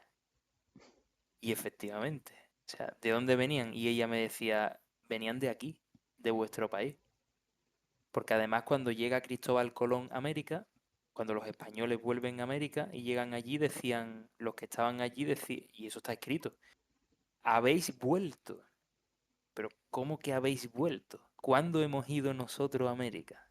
Yo es que creo que es una realidad histórica reconocer que América no se descubrió en 1492. O sea, al margen de Totalmente. que vamos a hablar de que islas cercanas, véase otros países como Japón, véase otros continentes como Oceanía, etcétera, podrían haberse acercado antes a América que nosotros y podrían haberlo conocido, creo que ya nuestros antepasados, muy en el pasado probablemente, habían tenido contacto y probablemente comercio con América. Hay pruebas de puntas de flecha que están hechas en Valencina de la Concepción en época prehistórica y han aparecido en regiones de Perú. Quiero decir que sabemos que en la prehistoria ha habido contacto. El contacto es existente. Pero Lo que pasa te quiero que hacer una pregunta, Jesús.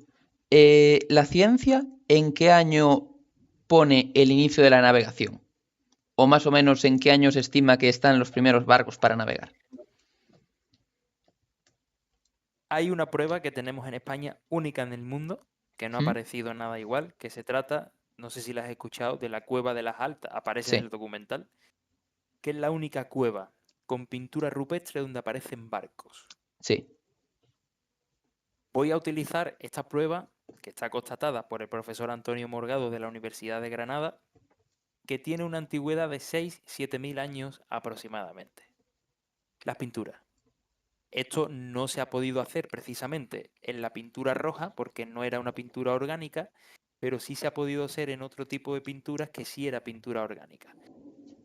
Entonces, y mucho ojo con esto, porque esa pintura orgánica a la que se le hace la prueba en las altas está encima de una pintura roja.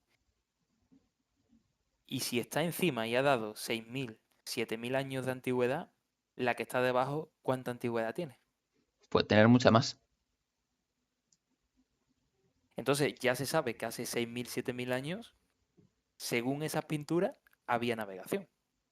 Claro, pero La mi pregunta ciencia es, ¿la dice, ciencia cuánto dice? a, a mí me decía el director del Museo Arqueológico de Valencina que la navegación no existía en época de Valencina de la Concepción. Entonces, ¿para qué el Y puerto? yo le decía imposible. porque se han encontrado colmillos de elefante africano y asiático aquí. No, es que posiblemente vendrían andando. Y me estaba ocultando los del puerto marítimo que se había encontrado. Por eso yo, en todos los podcasts donde he estado, y lo siento mucho por ese señor, pero digo la verdad, ese señor me intentó engañar en esa entrevista que tuve con él para que me informara simplemente de lo que Valencina era.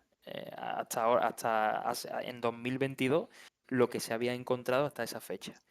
Y ya él sabía que se había encontrado un puerto marítimo al norte de Valencina. Sin embargo, me lo quiso ocultar. Ah, pequeñas embarcaciones no eran, porque en Laja Alta, precisamente las embarcaciones que aparecen no son pequeñas. Hmm. Son tipo trireme del griego antiguo, es decir, son embarcaciones bastante grandes. Entonces, a mí, por ejemplo, ese hombre intentó engañarme, no lo consiguió porque yo tenía referencia ya de todo cuando yo fui a hablar con él. Yo sabía ya muchas cosas que él ni siquiera se imaginaba que yo sabía. Claro. Entonces, para mí fue la demostración de que la ciencia y algunos científicos, ojo con esto, que no meto a todos obviamente, no puede pagar todo el mundo justo por pecador, sería injusto, pero digamos que la antigua usanza, los antiguos de la historia, los que ya están a punto de jubilarse, mantienen algo similar en la historia para que le den financiación para ellos, para sus proyectos. Y si te Claro. tienen que mentir en una cosa en la cara, te lo van a mentir. Entonces yo siempre le diría a la gente que para mí como mínimo la navegación existió hace más de 25.000 años. Sí, sí, pues Madre mía. es que, sí, sí, claro, pero es que es de lógica. Tenemos pirámides en la India y tenemos pirámides en Egipto. ¿Cómo se han comunicado esa gente? Sí, es difícil pensar en el hecho de que dos culturas diferentes pudiesen desarrollar exactamente lo mismo sin tener contacto entre ellas. Claro. Entonces, y para mí las pirámides de Egipto, que me perdone nuestro amigo Zahi Hawass, que lo queremos mucho, pero para mí las pirámides de Egipto son más antiguas de lo que nos han contado. Hmm. He leído mucho sobre eso también y también he leído que hay pirámides en Valenciana de la Concepción, que eso no lo hemos comentado. Eso es una cosa que yo dije un día, porque la gente se lo toma todo a pie de la letra y es como, bueno, yo dije, en Valencinas hay pirámides. Se lo dije a Pedro Huerbaum. Hmm. Digo, Pedro, en Valencinas hay pirámides. Pedro se quedó como, ¿qué me estás contando? Sí, sí, sí, hay pirámides. En Valencina hay una forma piramidal. Es el término municipal de Camas, que está Hmm. a pocos kilómetros de Valencina, a 3 kilómetros de Valencina, a 4 kilómetros. No deja de ser el mismo terreno, el mismo yacimiento arqueológico realmente. Y se trata de un cerro en forma piramidal que oculta debajo de sus tierras, debajo de su estructura de cerro, oculta estructuras hechas por la mano del hombre. Y aquí te voy a explicar una cosa muy importante. ¿Tú te acuerdas cuando yo te he dicho Istar? Sí. Estrella. Eso para los antiguos, la estrella era la que más brillaba en el cielo, era su diosa. Ese cerro hoy día se llama Cerro de Santa Brígida. ¿Sabes lo que significa Brígida? No. La que más brilla. Ese cerro oculta parte de lo que, y lo digo aquí por si algún arqueólogo de hoy quiere indagar sobre este sitio, se va a encontrar con sorpresa si logra que le den permiso para poder excavar ahí. Me consta que se ha hecho un georradar. No voy a decir la persona que lo ha hecho porque no quiero comprometer su trabajo. Claro. Es una persona conocida. Y ese georradar ha sacado estructuras rectangulares bajo ese cerro. También circulares, no solo rectangulares. Hmm. Y ese cerro, para mí, te voy a decir ciertamente lo que yo creo, me puedo equivocar, pero yo creo que oculta el dolmen más grande y posiblemente antiguo del mundo. Madre mía. Wow. Lo dejo ahí, con un enterramiento de una mujer. Con un Evidentemente, enterramiento de una mujer. evidentemente. Tal y como estamos Entonces, hablando de la mujer en la época de Valentina de la Concepción, no me esperaba otra cosa. yo, yo lo dejo ahí, pero no solamente es ese cerro, Daniel. Hay 6 cerros más. Si nos ponemos a contar los cerros, son 7. ¿Cuántas eran las Pléyades, las hijas de Atlas, relacionadas con la Atlántida? Sí, ¿y cuántos eran los hombres barbados que iban a transmitir 7. conocimiento? ¿Por, por qué se repite el número 7 ahí? Podría ser numerología.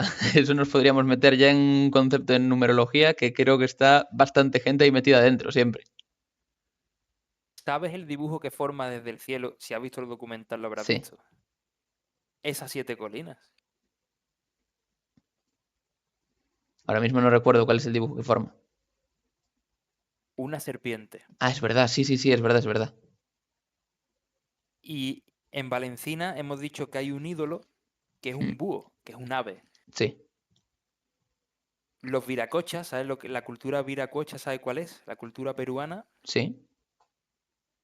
nos enseña en su pirámide más famosa, Teotihuacán, Mm, una serpiente alada. Mucho cuidado con esto, porque posiblemente estemos relacionando la cultura viracocha con algún tipo de ritual que se hacía aquí. Y esto nos lleve a entender que en la antigüedad ya se cruzó el océano Atlántico hacia el otro lado con esos mm, 7 hombres parvados que llevaron la agricultura, el conocimiento astrológico y eran considerados dioses. Por eso, cuando Cristóbal Colón llegó a América, los nativos de allí dijeron, estos son nuestros dioses, los que prometieron que volverían. claro. Mucho ojo a esto. Claro, claro, tiene sentido. Y de hecho lo de la serpiente podemos ir más allá y podemos hablar de que la maldad de la serpiente en la religión puede tener algo que ver con esto también. También podría ser un simbolismo. O sea, yo siempre he Sería creído meternos en ya los demasiado, simbolismos. pero puede serlo. Puede serlo perfectamente. No podemos descartar nunca, Hmm, ni podemos afirmar a ciencia cierta que los simbolismos sean reales porque pueden ser casualidades, ¿vale?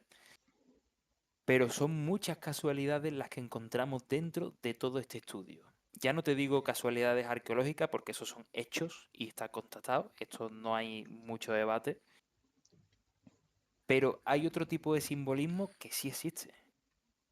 ¿Cuántas letras tiene el nombre de Sevilla? 7 letras. ¿Va? Sí, otra vez. Ojo, ¿eh? Y aunque se le diga Giraldillo, realmente la que está en la parte más alta de Sevilla, el Giraldillo, no es un hombre, es una mujer. Hmm, Y está mirando precisamente hacia la zona donde entraban y han entrado barcos siempre.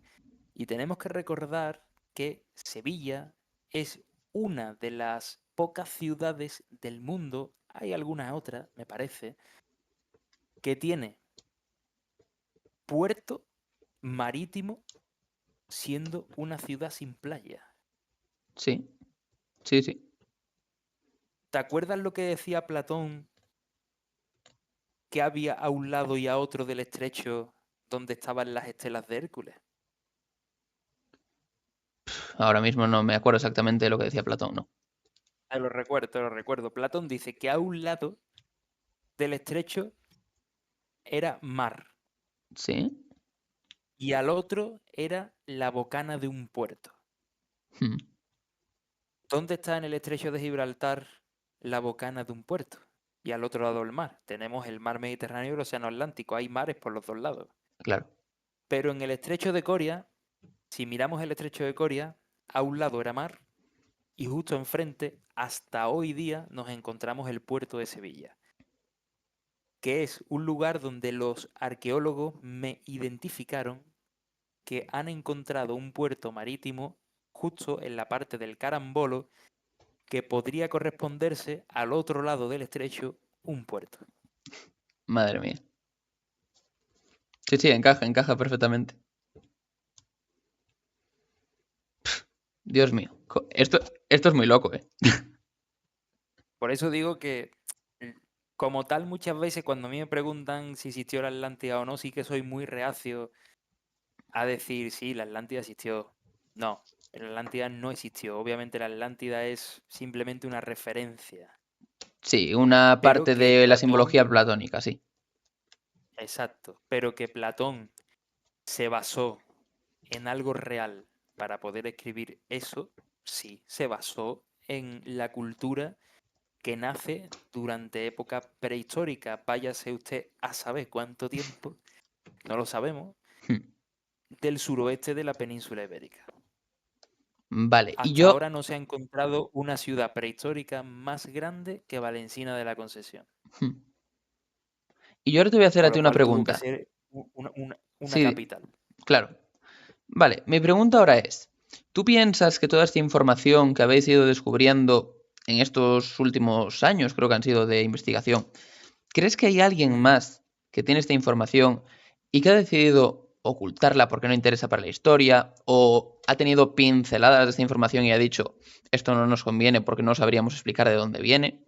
¿Crees que esto ocurre o que realmente es desconocimiento por lo que no sabemos todo sobre nuestra historia? Yo creo que ya sé por dónde vas a ir, pero te tengo que hacer la pregunta. Si yo fuera científico, arqueólogo, estaría abierto a escuchar cualquier tipo de posibilidad. Aunque después yo investigue y diga, no puede ser, pero Hmm, estaría abierto. Pero cuando tú no te abres es porque tú tienes solamente, bajo mi punto de vista, un interés, que es el tuyo propio y el de que te den financiación para seguir tus estudios y no desviarte de ningún camino que te pueda hacer quitar dinero para investigaciones. A ver, es una cosa entendible, Daniel, también sí, te digo. sí, la gente Si tú tiene que vivir vives, también. exactamente, si tú vives de la arqueología, que pocos pueden vivir de la arqueología hoy, obviamente no te vas a sacar los pies del plato. A lo mejor tú llegas a tu casa y le das una vuelta, investigas, pero de ahí a tú decir públicamente algo, no lo vas a decir. Y es algo que yo entiendo, ¿eh? O sea, quiero decir, yo no he hecho nunca en cara a todo esto, pero a ningún arqueólogo nada. Pero sí yo pido que las generaciones que vienen ahora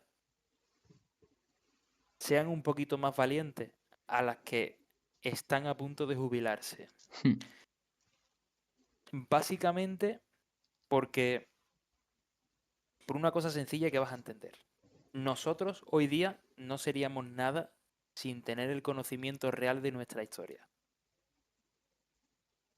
Y creo que el ser humano merece, por lo menos a los que nos gusta la historia y los que somos amantes de la historia, hay gente que les da exactamente igual todo, pero creo que a los que nos gusta la historia merecemos saber la verdad poco a poco sobre lo que pasó. Y saber la verdad no significa que tú tengas una teoría propia y esa es la que vale y es la que va a misa. No, tú tendrás una teoría, pero tú tienes que tener diferentes hipótesis de lo que podría haber pasado. ¿Crees que hay miedo a reescribir esa historia?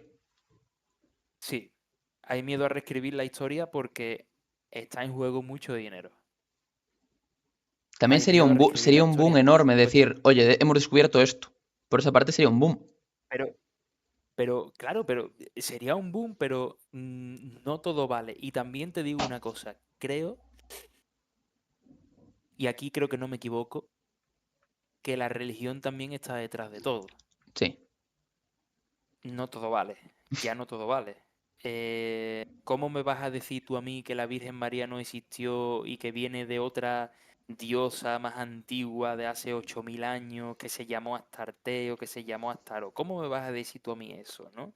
Eso sería romper un poco toda la fe que hay. Y la religión en ese sentido es un negocio también, y lo vemos, y está muy bien, y la gente tiene derecho a todo lo que quiera hacer, y son libres de todo lo que quieran pensar y hacer, obviamente, pero yo creo que la religión también ha metido una zancadilla en nuestra historia y eso no es que lo diga yo.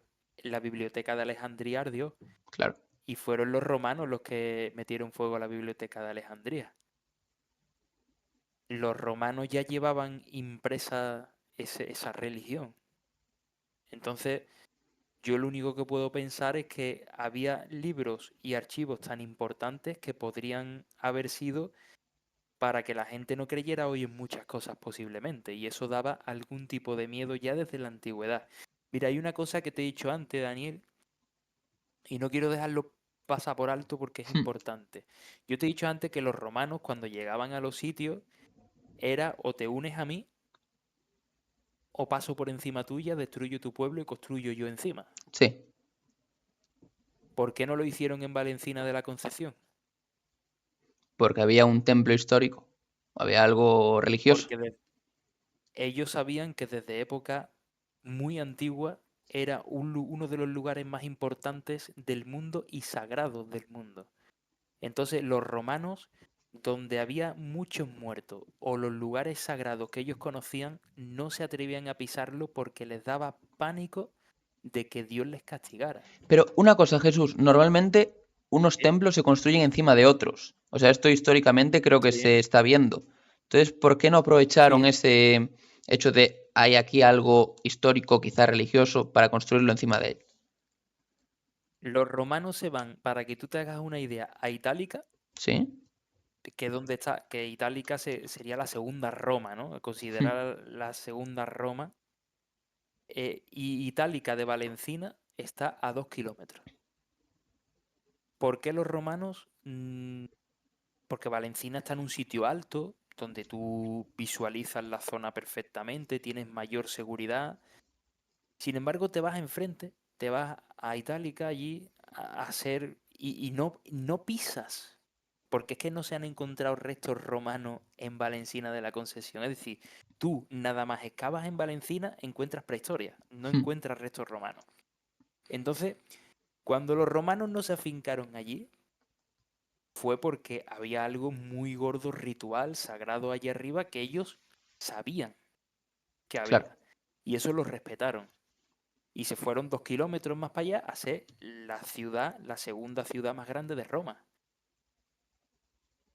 Es que no pisaron ni Sevilla, o sea, pisaron Sevilla, por supuesto, pero la ciudad itálica, ¿por qué no fueron a Sevilla e hicieron de Sevilla la ciudad más grande, la segunda ciudad más grande de Roma? Se fueron a Itálica y más para allá, más Claro. al norte. Pues yo creo que para mí, y yo he hablado con muchos arqueólogos en Petit Comité, que no voy a dar nombre, pero son arqueólogos que han estado en Itálica excavando. Y ellos coinciden en nuestra teoría, en que ellos no pisaban un territorio sagrado y que Valencina, en aquel momento era el Jarafe, aquella zona, era un territorio muy sagrado para ellos, demasiado, y que le tenían miedo. Decidieron pasar de largo y 2 kilómetros más adelante hacer la segunda Roma. Madre mía. Pues sí, sí. Tiene todo el sentido del mundo, teniendo en cuenta todo esto que me estás comentando, que decidiesen no entrar en Valencina de la Concepción. Entonces, Valencina podemos ponerlo como la capital de la prehistoria, por lo menos hasta lo que conocemos, pero yo creo que no podríamos cerrarnos tampoco a decir, oye, igual dentro de unos años podemos descubrir que hay algo similar o más capitales similares. No sabemos exactamente cómo era esta cultura. Yo creo que siempre hay que estar abiertos a descubrir, pues en el norte de África había esto, pues en la península itálica había esto, en lo que ahora es Egipto había esto. Yo creo que eso siempre hay que estar abiertos a intentar descubrirlo. Creo que un poco la investigación es esto también. Sí, además no me quiero dejar pasar por alto, por supuesto, porque me van a pegar 2 collejas gordas y me las mereceré si esto fuera así. Que Jaén, por ejemplo, tiene Marroquíes Bajos, que es un gran yacimiento, más pequeño que el de Valencina, eso sí, pero con la misma tipología de construcción. Anillos concéntricos también, Claro. igual que Valencina, igual que Platón escribe de la Atlántida.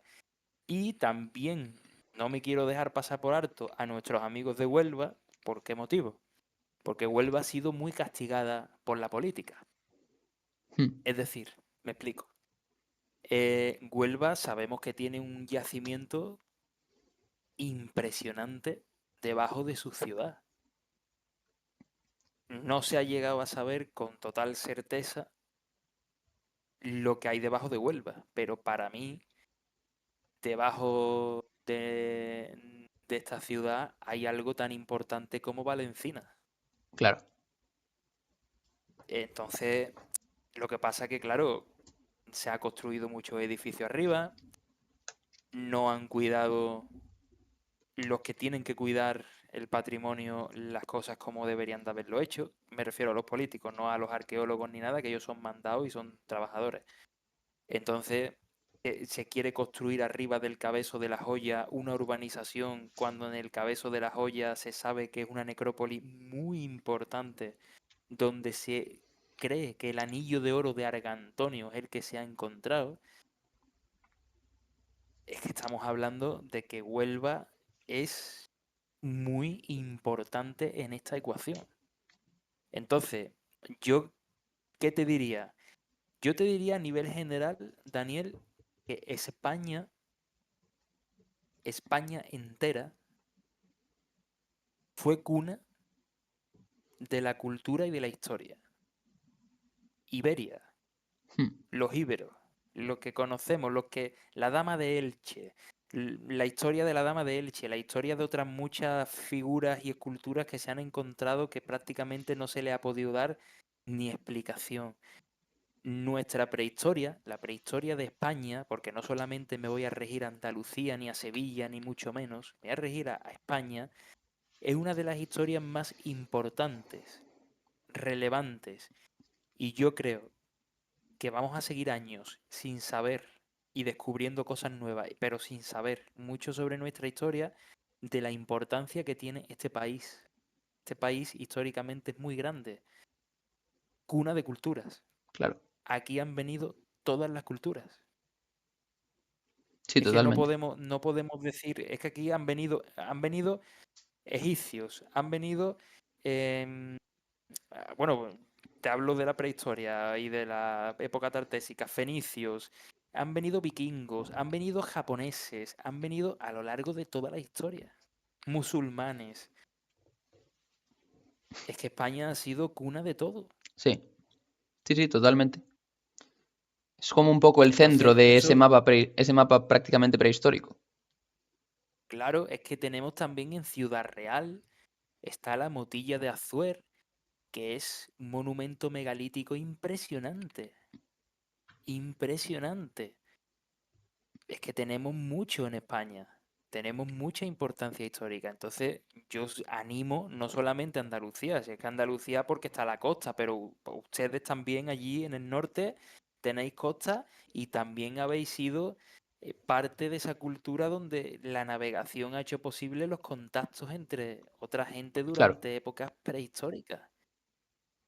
Entonces, España a nivel general es una riqueza patrimonial brutal. Y esto es un aviso siempre a navegantes. Siempre digo, la gente más joven, que son los que vienen detrás y tienen que seguir con esto, nunca se debe tener la mentalidad de la certeza absoluta en nada. Hay que investigar, hay que poner interrogantes en todo. En lo que yo he dicho hoy, todo tiene interrogantes, porque ninguno de nosotros vamos a tener la verdad absoluta de nada. Simplemente son interpretaciones, hipótesis, que cada uno puede pensar lo que quiera abiertamente, pero que siempre tenemos que tener la mentalidad curiosa, abierta para continuar investigando sobre este tipo de temas, ¿no? Porque a mí me parecen importantísimos. Porque siempre se nos ha querido hacer ver como que los prehistóricos eran tíos que vivían en cuevas pintando allí, haciendo, o sea, vamos a salir a casa de 9 de la mañana a 12 y traemos aquí un ciervo para comérnoslo después, pero es que la prehistoria no es esa. Eso formó parte de la prehistoria, sí, claro. pero no sabemos cuándo. Si tú y yo nos vamos por el campo andando, ahora por la sierra, y hay un cabrero y comienza a llover, ¿dónde se va a meter el cabrero? En la cueva. En un refugio, ¿no? En una cueva, ¿no? Claro. eh, Pero ¿eso significa que el cabrero viva en la cueva? No, pues esto tenemos que plasmarlo a la antigüedad. Y hay que seguir indagando en el origen del ser humano. ¿Cuál es el origen real del ser humano? ¿Es el que nos han dicho? ¿Nos tenemos que conformar con una teoría y es la válida de todo y ya está? ¿No se sigue investigando? ¿O, por el contrario, hay que hacerse preguntas? Hay que seguir indagando. Hay que seguir mostrándonos reacios a creernos todo lo que nos dicen. Pues yo me mostraría reacio a creernos todo lo que nos dicen, incluido lo que yo he dicho hoy, y seguiría, porque la historia que está escrita no es la historia real que ha ocurrido en nuestro planeta, por lo menos. Jesús, pues te voy a decir una cosa. Estoy deseando que puedas hablar ya del próximo proyecto que tienes en mente. Creo que va a estar interesantísimo. Serás el primero. Yo te he prometido una cosa aquí, serás el primero en saber. Y voy a dar la noticia aquí contigo. No voy a Pues ir a otro podcast. De hecho, creo que solamente voy a estar contigo, porque yo para el próximo proyecto voy a ir dejando entrevistas fuera. No quiero hacer más entrevistas realmente, pero a ti sí te la voy a hacer. Lo vamos a hacer, vamos a charlar.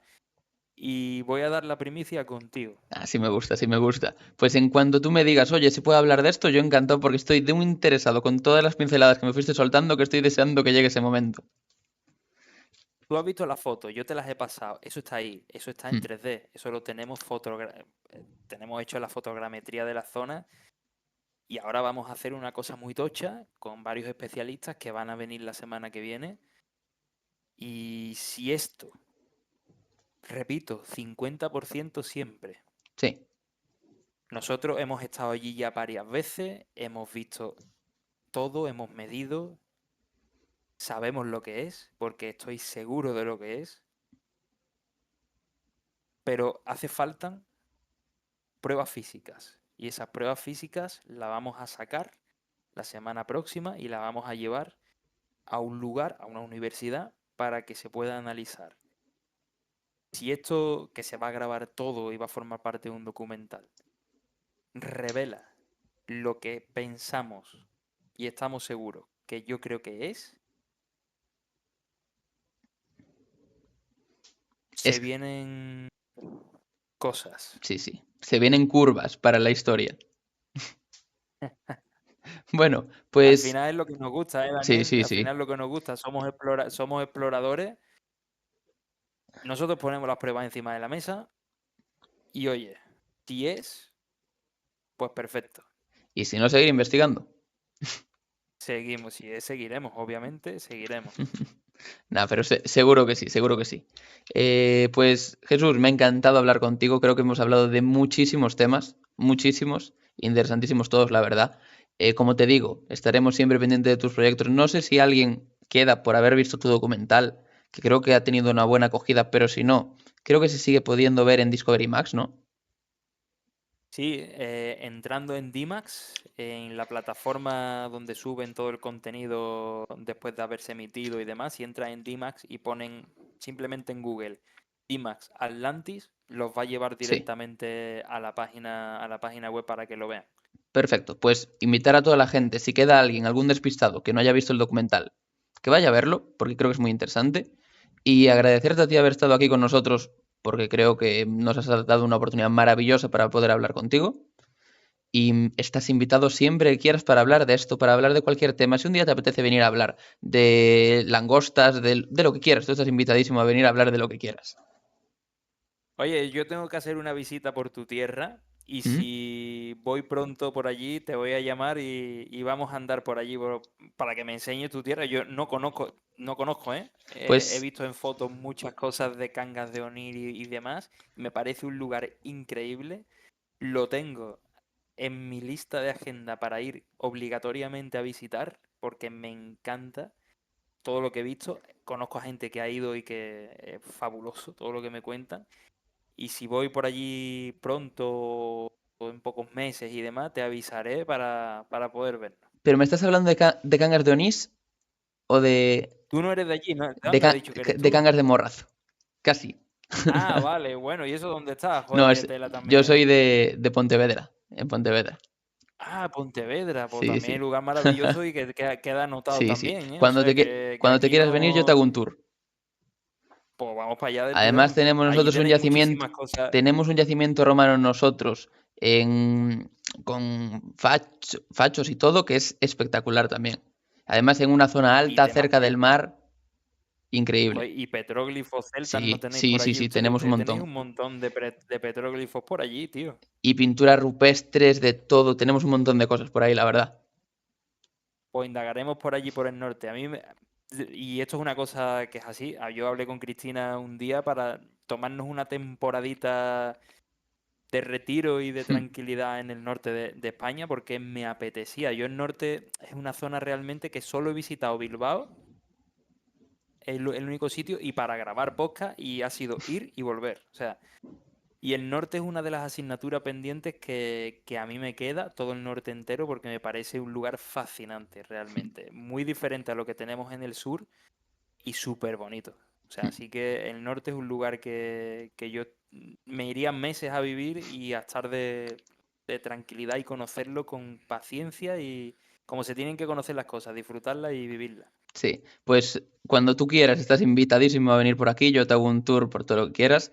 Y a toda la gente que esté viendo el podcast, que lo haya visto, que haya llegado hasta aquí, pues mandarles un saludo y que se vayan a ver todo lo que estés haciendo, que vayan a tu Instagram, que creo que es @Jesús Camacho, ¿no? Si es @Jesús Camacho M Sí, _. Sí, con que pongas Jesús Camacho les va a salir sí, al ya final. les ha de salir. Pues eso, que vayan a seguirte, que te sigan para todas tus investigaciones, que creo que puedes dar muchas novedades en la historia, por lo que me estás comentando aquí. Esperemos, esperemos. Sobre todo que logremos dar luz a nuestros antepasados, básicamente eso. Claro. Hacerles una... Yo para mí ya no es descubrir, sino creo que más que todo eso es hacerles un homenaje a nuestros antepasados por Hmm. lo listos, lo inteligentes y lo bien que lo supieron hacer en aquella época. Claro, pues sí, totalmente. Pues Jesús, muchísimas gracias por haber estado aquí y Gracias a ti, siempre, Daniel, a siempre va a ser vosotros. esta tu casa para cuando quieras venir. Muchas gracias, tío. Un Venga, abrazo. nos vemos.